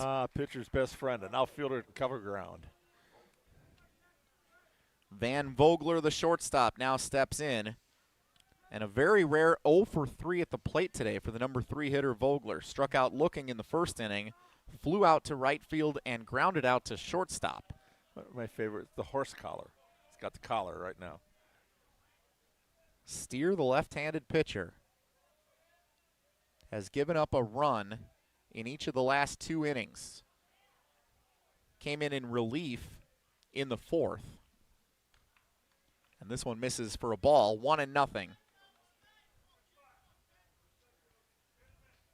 Sun Prairie East 8-2 overall in the season, undefeated so far, 6-0 in Big 8 conference play. They are the defending champions, and they've won the conference a bunch of times over the last 2 or 3 decades. Vogler sends one to left field, playable though for Miller. Standing put, Miller hauls it in, 2 gone, and Van Vogler is 0 for 4. 2 batters, 5 pitches, 2 outs. Efficient innings so far for Steer, but here comes UTEC. UTEC's had a heck of a day. Yeah. Defensively, had a put out from first base at the plate. He's came in relief and been a steadying force on the mound for the most part, save for the last inning for Sun Prairie East. And at the plate, he's had a good day as well. But again, he lines out to shortstop on the first pitch he sees. And a quick inning for the Wildcats in the field. First time today, Sun Prairie East goes 1, 2, 3. And it's the 2, 3, and 4 hitters who do so. We head to the bottom of the 6th. Verona 6, Sun Prairie East 5 on Zimbrick Honda's presentation of PrepMania. Since 1956, Hallman Lindsay Paints has been making paint in Wisconsin for Wisconsin. Because of their commitment to making great paint for Wisconsinites, Hallman Lindsay has grown over the years to 27 locations in this great state. Headquarters in Sun Prairie with a state-of-the-art facility, Hallman Lindsay has the paints you need to make your job better. Locations today in Madison, Sun Prairie, Middleton, and Janesville. We're on the Packers. This team is going to be better than what they were last year. Because we're on Wisconsin sports. You may have Jaden Reed, Christian Watson, and Tucker Craft all together for the first time since 2024. You're listening to 100.5 ESPN.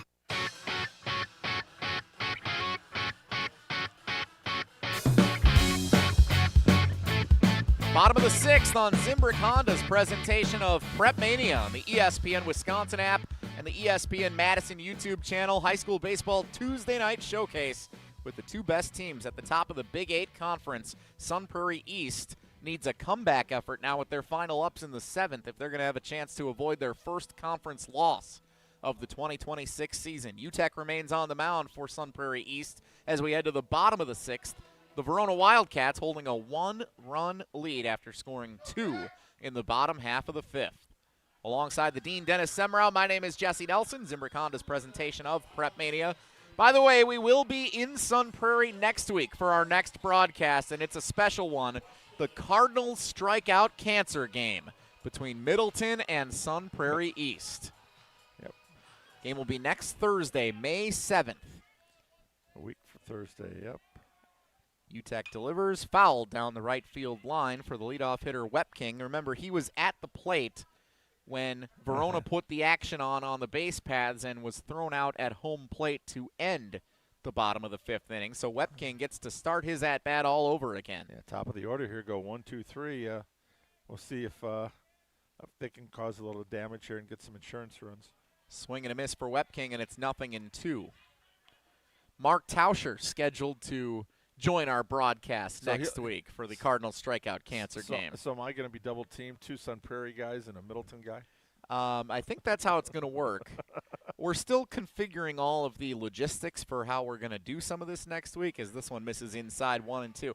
Tauscher's latest idea is he wants to broadcast the game from the bed of a pickup truck. I have some questions.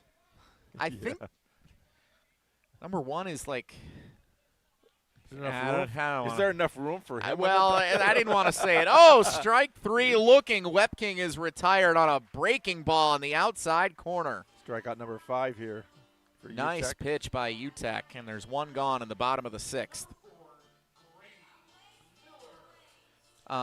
Is there enough room was one of the questions, yes. We're all big guys. If all 3 of us are standing on one side of the truck, is there a chance that truck's going to go into Grady Miller for ball 1 all the way to the backstop? I've seen Middleton twice so far this year, and I will be covering their game for the Middleton Times Thursday at home against Sun Prairie West. They're at Sun Prairie West today. Get the rematch on Thursday. Should be a good matchup there. 1 ball on Miller. He is the only Verona Wildcat in the starting lineup today who has not had a base hit. I reached on an error there in the 2nd inning of that one hopper back to the pitcher. Ball inside, and it's 2-0 now. Bottom of the 6th, 6-5. Verona leads Sun Prairie East. Here's a pitch painting the outside corner beautifully.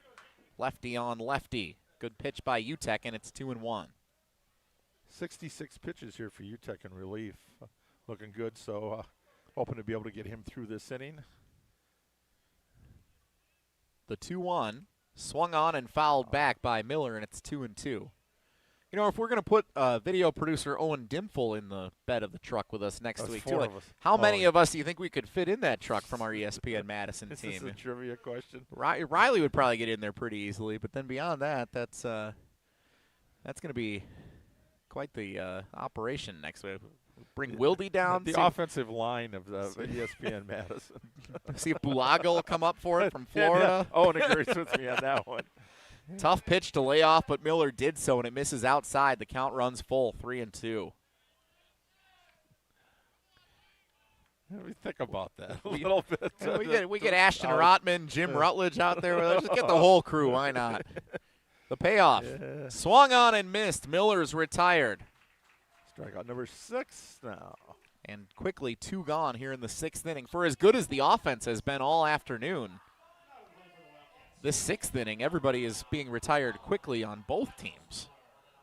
Sun Prairie East went 1-2-3 in the top half of the inning, and now back-to-back strikeouts for Verona to begin the bottom of the 6th. I wonder if the sun setting is playing a factor here. We are really under the lights now here at Stanfield Field. It's still, as you can see with us on the ESPN Madison YouTube channel, fairly light out. It's not like there's an issue. If we didn't have the lights, we'd certainly still be able to play. I don't know. I think they're speeding it up because these guys got homework for tomorrow, so they still got to go home and study. There is that. 0-1 on the number 3 hitter, Oliver Heckelsmiller, the catcher. He struck out looking twice today. That doesn't happen for catchers too often, to strike out looking, and he's done it twice here in this ball game. Had that RBI double in the first inning, too. 0-1 from UTEC. Oh, it bends in and catches the inside corner. Wow. 0-2 on Heckelsmiller. That was nasty. East will have Tamboli, Ostrenga, and Turek due up in the top of the 7th. 5, 6, 7. And those hitters have been pretty hot today for the Cardinals. Ball misses outside. It's 1-2. Tamboli can tie it up with one swing himself.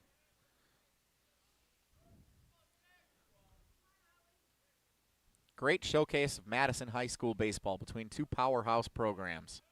The 1-2. Swung on and missed in the dirt. They'll have to throw it down to first, and Abreu does so easily. Striking out the side. Grayson Utek in the 6th inning. Bounces back strong, and we head to the 7th. Verona trying to hand Sun Prairie East its first conference loss of the season. Verona 6, Sun Prairie East 5. 7th inning next on Zimbrick Honda's presentation of PrepMania. Any night is a great night for Pizza Hut, and they've got your next meal covered. Score a large 3-topping pizza for just $10. Try it on Pizza Hut's new hand-tossed crust. Crispy and golden on the outside, soft and fluffy on the inside. Want a different vibe? Go with original pan, thin and crispy, or Chicago Tavern style. Big flavor, big savings, just $10. Whether it's game night, movie night, or just dinner tonight, this deal delivers. Order today at pizzahut.com or on the Pizza Hut app. Pizza Hut, no one out-pizzas the Hut. We're on the Badgers. This Badgers team is going to go as far as Colton Joseph takes them. Because we're on Wisconsin Sports. When he is at the top of his game, this offense could be awesome. You're listening to 100.5 ESPN.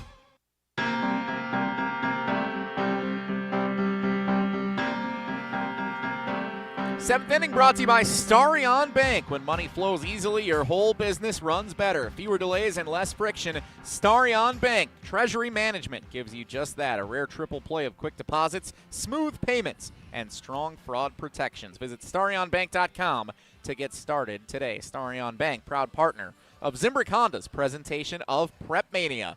To the 7th inning we go. Last ups for Sun Prairie East on the road, trailing 6-5. What's been an incredibly entertaining high school baseball game in the Big 8 Conference here on this Tuesday evening. Alongside the Dean, Dennis Semrau, my name is Jesse Nelson. 6-5, Verona on top, and they're going to leave the lefty out there. Steer comes back out onto the mound. Cooper Steer in relief of starting pitcher Landon Lasan, trying to shut down Sun Prairie East one last time and get Verona a win that would tie them for the conference lead in the mid-stage here of the regular season. Steer has been a phenomenal pitcher with the left hand on the mound here this afternoon. 2, 3, 4, 5, 6, and 7 hitters for Sun Prairie East. Joey Tamboli, the designated hitter, will lead us off. Ostrenga and Turek due up to follow. To the 7th we go. 3 outs remain for Sun Prairie East to get a run on the board and extend this game. Tamboli is 3 for 3. He's been the best hitter in the Cardinals lineup today. 2 singles and a double with a run scored his last time up. Takes a called strike from Steer right down the middle to begin the 7th.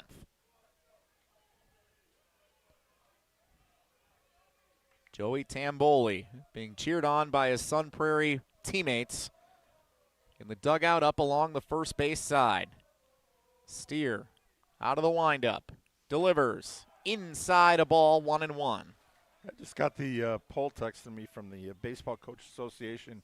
Middleton 20th is the only Big 8 team that's ranked right now, but I got a feeling both Sun Prairie East and Verona will find their way in there eventually. The 1-1 to Tamboli. Inside, and it hits him. So Steer tried to go on the inside part of the plate, and he actually threw it a little too far in.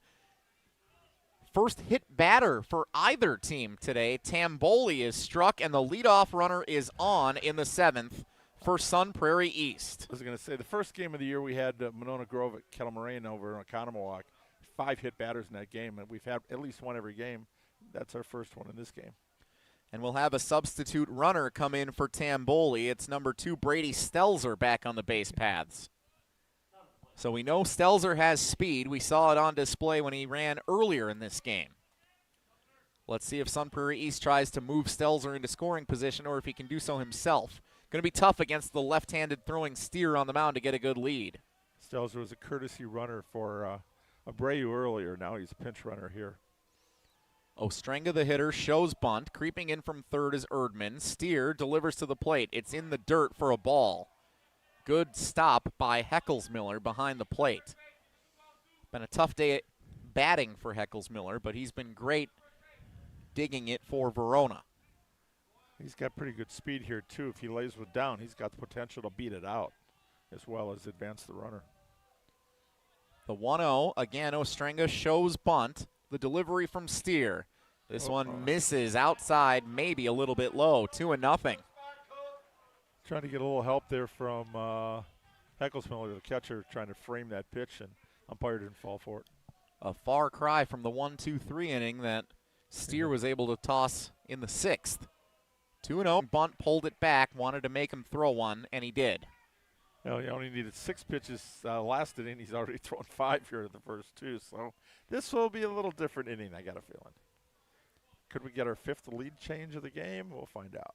Cooper Steer, the left-handed pitcher for Verona, sets and fires. Ostrenga puts it down, fielded at third by Erdman, fires to first in time. 1 gone, but the runner, Stelzer, does advance into scoring position at second base. Ostrenga delivers the job. 1 out, runner at second, and Hudson Turek comes to the plate for Sun Prairie East. 1 for 3, 2 RBIs, potential to hit a double in the gap. And it's that time. We've got a Madison College mound visit. Are we going to see a pitching change is the question. Yes, we are. So Steer will not finish this game. Another call to the pen for the Verona Wildcats here in the 7th inning with 1 out, 2 potentially to go if they can shut down the Sun Prairie East offense. It's a Madison College mound visit here in the 7th inning. Madison College has been around for over 100 years right here in our community. They've grown to 7 campuses all across south central Wisconsin, including 3 in Madison. Whether you're starting fresh or leveling up your career, Madison College is here for you. Learn more at madisoncollege.edu. That's madisoncollege.edu. A reminder, we will award our Pizza Hut Player of the Game coming up after the conclusion of this one. Stick around for our post-game coverage. Plenty of options to choose from depending on how this game ends up resulting. Still well in question with a runner on second and 1 out for Sun Prairie East here in the top half of the 7th inning, trailing 6-5. Zimbrick Honda's PrepMania brought to you in part by News 3 Now. High school sports fans, News 3 Now keeps you covered all day with the weather you need to plan ahead, what's happening in the community, and local sports across Madison and southern Wisconsin. Stay informed with the latest local news on News 3 Now. And if Sun Prairie East ties this game, we very well may be playing until they start News 3 Now in the 4 a.m. hour tomorrow morning. It's been a long one here, but a fun one between Sun Prairie East and Verona on a Tuesday evening, the 2 best teams in the Big 8 Conference. Pitching change for the Wildcats, Dennis Semrau, who's on the mound now in the home white uniforms for Verona. Caden Martin moves from shortstop over to the mound. So far this year, this is his 3rd appearance. His 2 previous were starts. 2-0, 8 2/3 innings, 12 strikeouts, no walks. He's got a 1.62 ERA and a .808 ratio. Pitches to contact, not a big strikeout guy. So if they're looking for somebody to get out of it, he's going to be putting the ball in play and hopefully keep it in the infield. You got a runner at second and 1 out. So you might advance the runner to third, but here's where when you have to lay down a bunt, you move a runner, you take away one more chance to bat when you got an out there. So that's part of that old metrics, stuff where they're saying, you shouldn't bunt, you shouldn't do this. Pat Murphy says, screw that. Small ball. So a couple of changes here for Verona. You mentioned Martin moving from shortstop to pitch. Deteen moves from second base over to shortstop to replace Martin. And Jace Christensen comes in off the bench to play second base for Verona as a defensive replacement here in the 7th inning. 1 out, Brady Stelzer, the courtesy runner at second base for the Sun Prairie East Cardinals. Hudson Turek, the third baseman, stands in against the right-handed throwing Martin. Here's the delivery, and it's a ball outside, 1-0. Steer through 2 2/3 innings, 3 hits, and has given up 1 run. He's responsible for a runner at second, 1 strikeout, no walks, and a pretty good outing overall for him. Turek takes a strike on the outside corner, 1-1. Threw 36 pitches in his 2 2/3 innings. Caden Martin has had a nice day at the plate. Had a nice day in the field for the Verona defense at shortstop. Now he comes in to close out this game. Turek swung on and missed at a breaking ball off speed, 1-2. Yeah, line drive. He's had a couple of nice defensive plays. And now see what he can do here when they need him the most to come in relief. When asked Durazio, do they have a closer? Nobody that's designated. We'll see if this might be the one. You hate moving your shortstop from a defensive standpoint to have to come in and pitch, especially in the late innings when defense is so important. But if he can get the outs, that might be his job. Turek's had a couple of hard hit balls, flew out to center, reached bases last time up with a single. Here's the pitch. It's a breaking ball outside. Turek lays off. Good eye. 2-2. Tying run at second base with good speed in Brady Stelzer. Tamboli was hit by a pitch to lead off the inning. Stelzer came in to run for him. Ostrenga bunted him to second. Pitching change, and now the 2-2 from Martin is outside again. They're throwing everything that direction here against Hudson Turek. The count runs full. 3 balls and 2 strikes with 1 out in the top of the 7th. Tying run for Sun Prairie East, standing at second base with good speed in Stelzer. Caden Martin in relief, facing his first batter of the game. Sets and fires. Outside for ball 4 in the dirt. Stelzer thought about taking an advanced lead, but stays at second base. Turek reaches on a walk. That is not the worst possible outcome for Verona in that spot. Unfortunately, that's the first walk he's given up this year. Not a good situation to do it, but now that puts runners first and second. You've got the force play now in any base here in the infield. This opens up the possibility for a force play, a potential infield fly, a lot of different ways now to get outs with runners at first and second. Still only 1 gone, and Casey Kelly, we're going to have a pinch hitter, it looks like, here 41, Kelly. Easton Gross, a senior infielder and a pitcher. All right, Gross stands in. Also a hockey player, as many of these baseball players for the Sun Prairie program are, both East and West. And the first pitch is a ball to Easton Gross. He's been battling some injuries, so hasn't been in the lineup, but good chance for him to deliver here.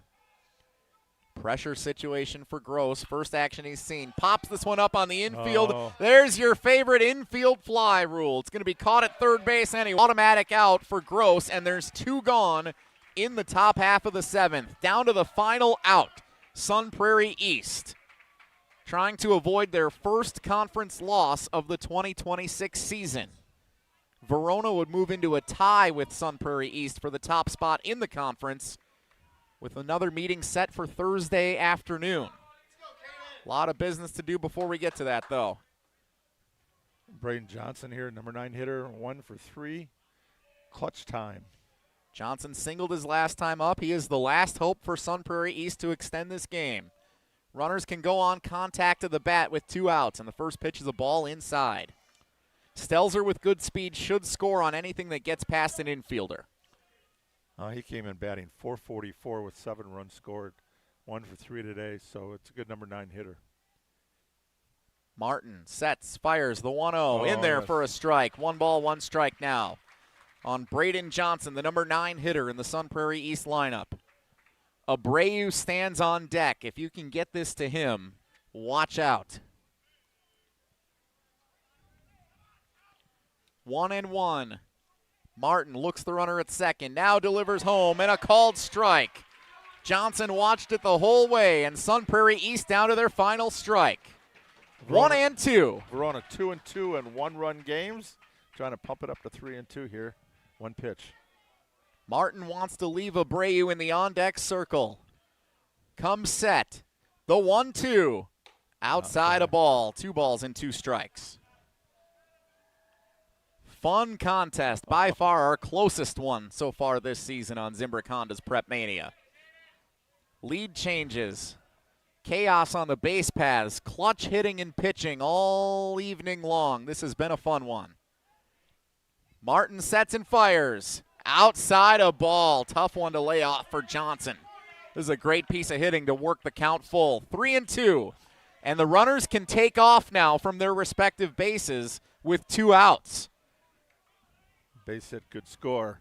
Your base runner at second. Stelzer at second. Gross at first. Johnson the hitter. And a called strike 3 on the outside corner. Wow. That's how this game ends. Verona hands Sun Prairie East its first conference loss in 2026.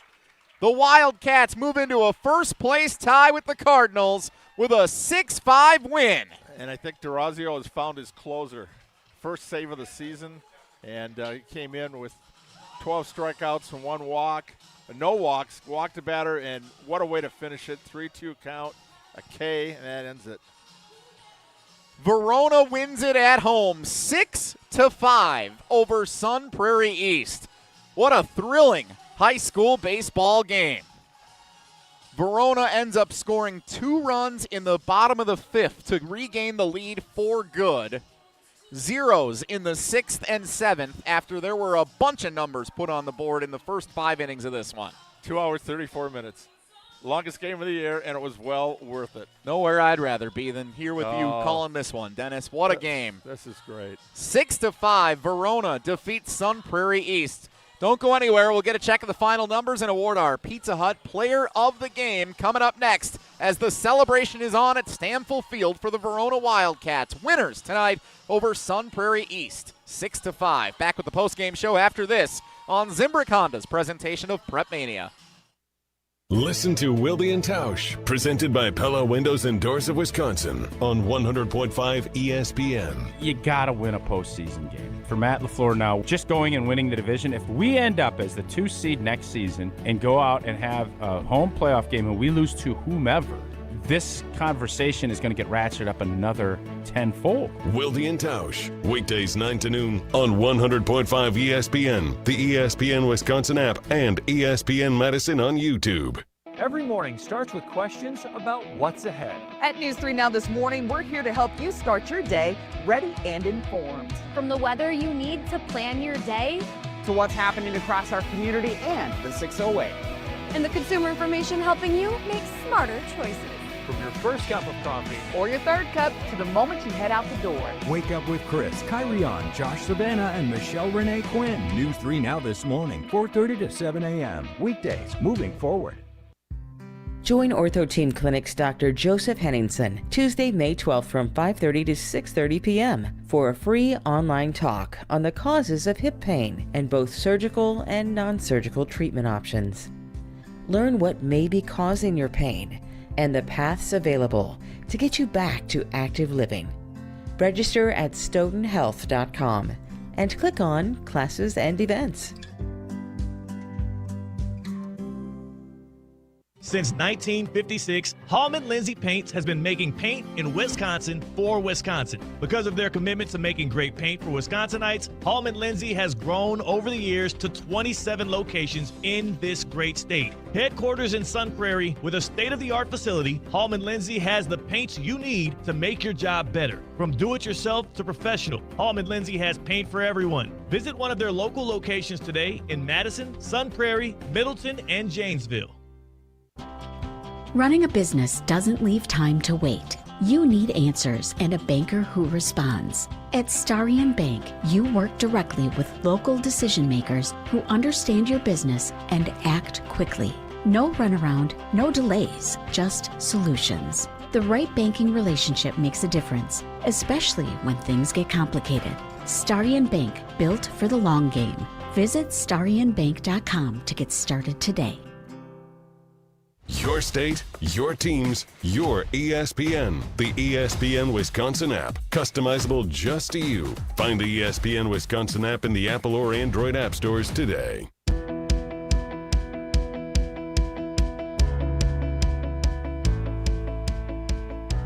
We've got a tie now at the top of the Big 8 conference standings as we head to the end of April. The Verona Wildcats come back to win at 6-5 on their home field here, Stamfel Field in downtown Verona, on Zimbrick Honda's presentation of PrepMania. Dennis Semrau, a fun baseball game, back and forth they went. Sun Prairie, well, Verona struck first. Sun Prairie took the lead. Verona got it back. Cardinals chip away, scoring 1 in the 3rd, 4th, and 5th to get a 5-4 lead. Verona responds with 2 in the bottom of the 5th, and that's all they would need, a 6-5 win for the Wildcats. Goose eggs in the 6th and in the top of the 7th inning for both offenses. Verona's pitching came up clutch when they needed it most, and a big win for the Wildcats. Yeah, final numbers, Verona 6 runs on 11 hits, no errors, 6 left on base. For Sun Prairie East, 5 runs on 10 hits, 2 errors, 10 left on base. A couple of tight situations there. When it comes down to our player of the game, I got a surprise for you. A surprise? Oh, I love a surprise. Well, that means it is time now to award our Pizza Hut player of the game. No one out-pizzas the Hut, and no one outperformed this player tonight. The player of the game is presented by Pizza Hut, the official pizza of PrepMania. No one out-pizzas the Hut. The only thing better than a pizza party is a surprise pizza party. Dennis, who is our surprise Pizza Hut player of the game? Well, I think we're going to have to go with the guy that made the biggest pitch of the game, Caden Martin at shortstop. 2 outstanding plays at short, had a single, went 1 for 3, and he got 2/3 of an inning, a walk, a strikeout, and he ends up with the first save of the season and a big win, which moves Verona into a tie for first place. A couple of guys, 3 guys actually for Verona, 2 hits. Webb King was 2 for 4. Ben Erdman was 2 for 2, and Ben Dentine was 2 for 3. And he had some good pitching performances. Cooper Steer, a lot of credit, 2 2/3, gave up 1 run on 3 hits. He kind of held the tide there. And then, right when they needed him most, Caden Martin comes in and closes the door. And so I think he's got to get it. Did it all phases. Pitching, hitting, and fielding. What more can he ask for of a player who, what year in school is he? A sophomore. Wow. Best is yet to come for this kid. Sensational sophomore. Caden Martin, our Pizza Hut player of the game. There were a lot of options to choose from. Sun Prairie East, had they come back to win this one, we could have looked at Tamboli, who was on base 4 times. UTEC was phenomenal in the field, at the plate, and on the mound. Hudson Turek had a pretty nice game. He was on base 3 times. Ostrenga had a couple of clutch plays, but it is Caden Martin. And he came in batting .235. So you're thinking, you never know. And all the guys hitting 500 and whatever. But, yeah, Tamboli, Sun Prairie East could have pulled it out. He had another wonderful game, 3 for 3, but on base 4 times. And we didn't see him throw today. He'll throw on Thursday. So now Verona gets to win at home. Sun Prairie, no. East goes and says, well, now they got to win it on theirs to hold. They can hold what do you say, hold court, whatever. Then they'll get back in first place. But right now we got a tie. So first of all, congratulations to Caden Martin of Verona Area High School, this week's Pizza Hut player of the game. Pizza Hut has changed the combo game with their My Hut box. Get your choice of a 2-topping personal pan pizza, a half melt or a full melt, and your choice of side, either boneless wings or fries, starting at only $6.99. Pizza Hut. Find the nearest location and order now online at pizzahut.com. Pizza Hut, the official pizza of PrepMania. Were you trying to draw me off sides with that? What were you doing there? No one out pizzas the Hut. No, there's a line in the Blues Brothers where they're going, hot, hot, hot, hot. They're trying to get the Blues Brothers at the end. So you're reading this thing, and then it pops into my mind going, I got to throw it in there, and I'll see if I'll make them laugh. I always could make Strofe get at least one. Yeah, We love our pizza. We love Pizza Hut. And like I said, no one out-pizzas the Hut. We love Pizza Hut, and Dennis is the captain of the Chuckle Hut here tonight in the broadcast booth during this postgame Who show. says we can't have fun? Well, we certainly do over these 10 years. There's no doubt about that. Verona improves to 6-2 overall in the season, 6-1 in Big 8 conference play. That's the big number because they are now tied with Sun Prairie East, who is also 6-1 in the Big 8. Their first conference loss of the 2026 campaign. Sun Prairie East now 8-3 overall in the season. These two teams will meet again on Thursday, scheduled for a 5 o'clock first pitch at Sun Prairie East. Our next PrepMania broadcast on the ESPN Madison YouTube channel and the ESPN Wisconsin app, the Cardinals Strikeout Cancer Showcase, next Thursday at Sun Prairie East. Middleton and Sun Prairie East. Of course, got to be Sun Prairie East. That's our team. Every time I'm calling a game with you, live it is. there. The Dean, Dennis Semrau, and special guest, Green Bay Packers Hall of Famer Mark Tauscher, host of Wilde and Tausch, a very well-produced show, weekday mornings 9 to noon, if you ask me. He is scheduled to join us for the broadcast next Thursday. Who keeps who in line? He keeps Jason in line, or Jason keeps him in line? It's kind of like you're the hall monitor. You got to keep them both in line. You know how the government has their checks and balances? It's kind of like that. It's you. I'm not sure how I feel about that comparison. We should probably call it quits here from Stamford Field in Verona. Special thanks to our audio producer, Ashton Rotman, back in the Everlight Solar Studio at ESPN Madison. Special thanks to Owen Dimfel, our video producer here on site for Zimbrick Honda's presentation of PrepMania. Zimbrick Honda been a proud partner of the Madison community since 1973. They're your one-stop shop for over 250 new Hondas to choose from, and whether you're looking for a sedan, an SUV, or a truck, their selection of new vehicles is second to none. Browse their car selection online at ZimbrickHonda.com. Shop local. Shop Zimbrick Honda. Thanks so much for joining us. A big win for the Verona Wildcats tonight, 6-5 over Sun Prairie East. This has been Zimbrick Honda's presentation of PrepMania on the ESPN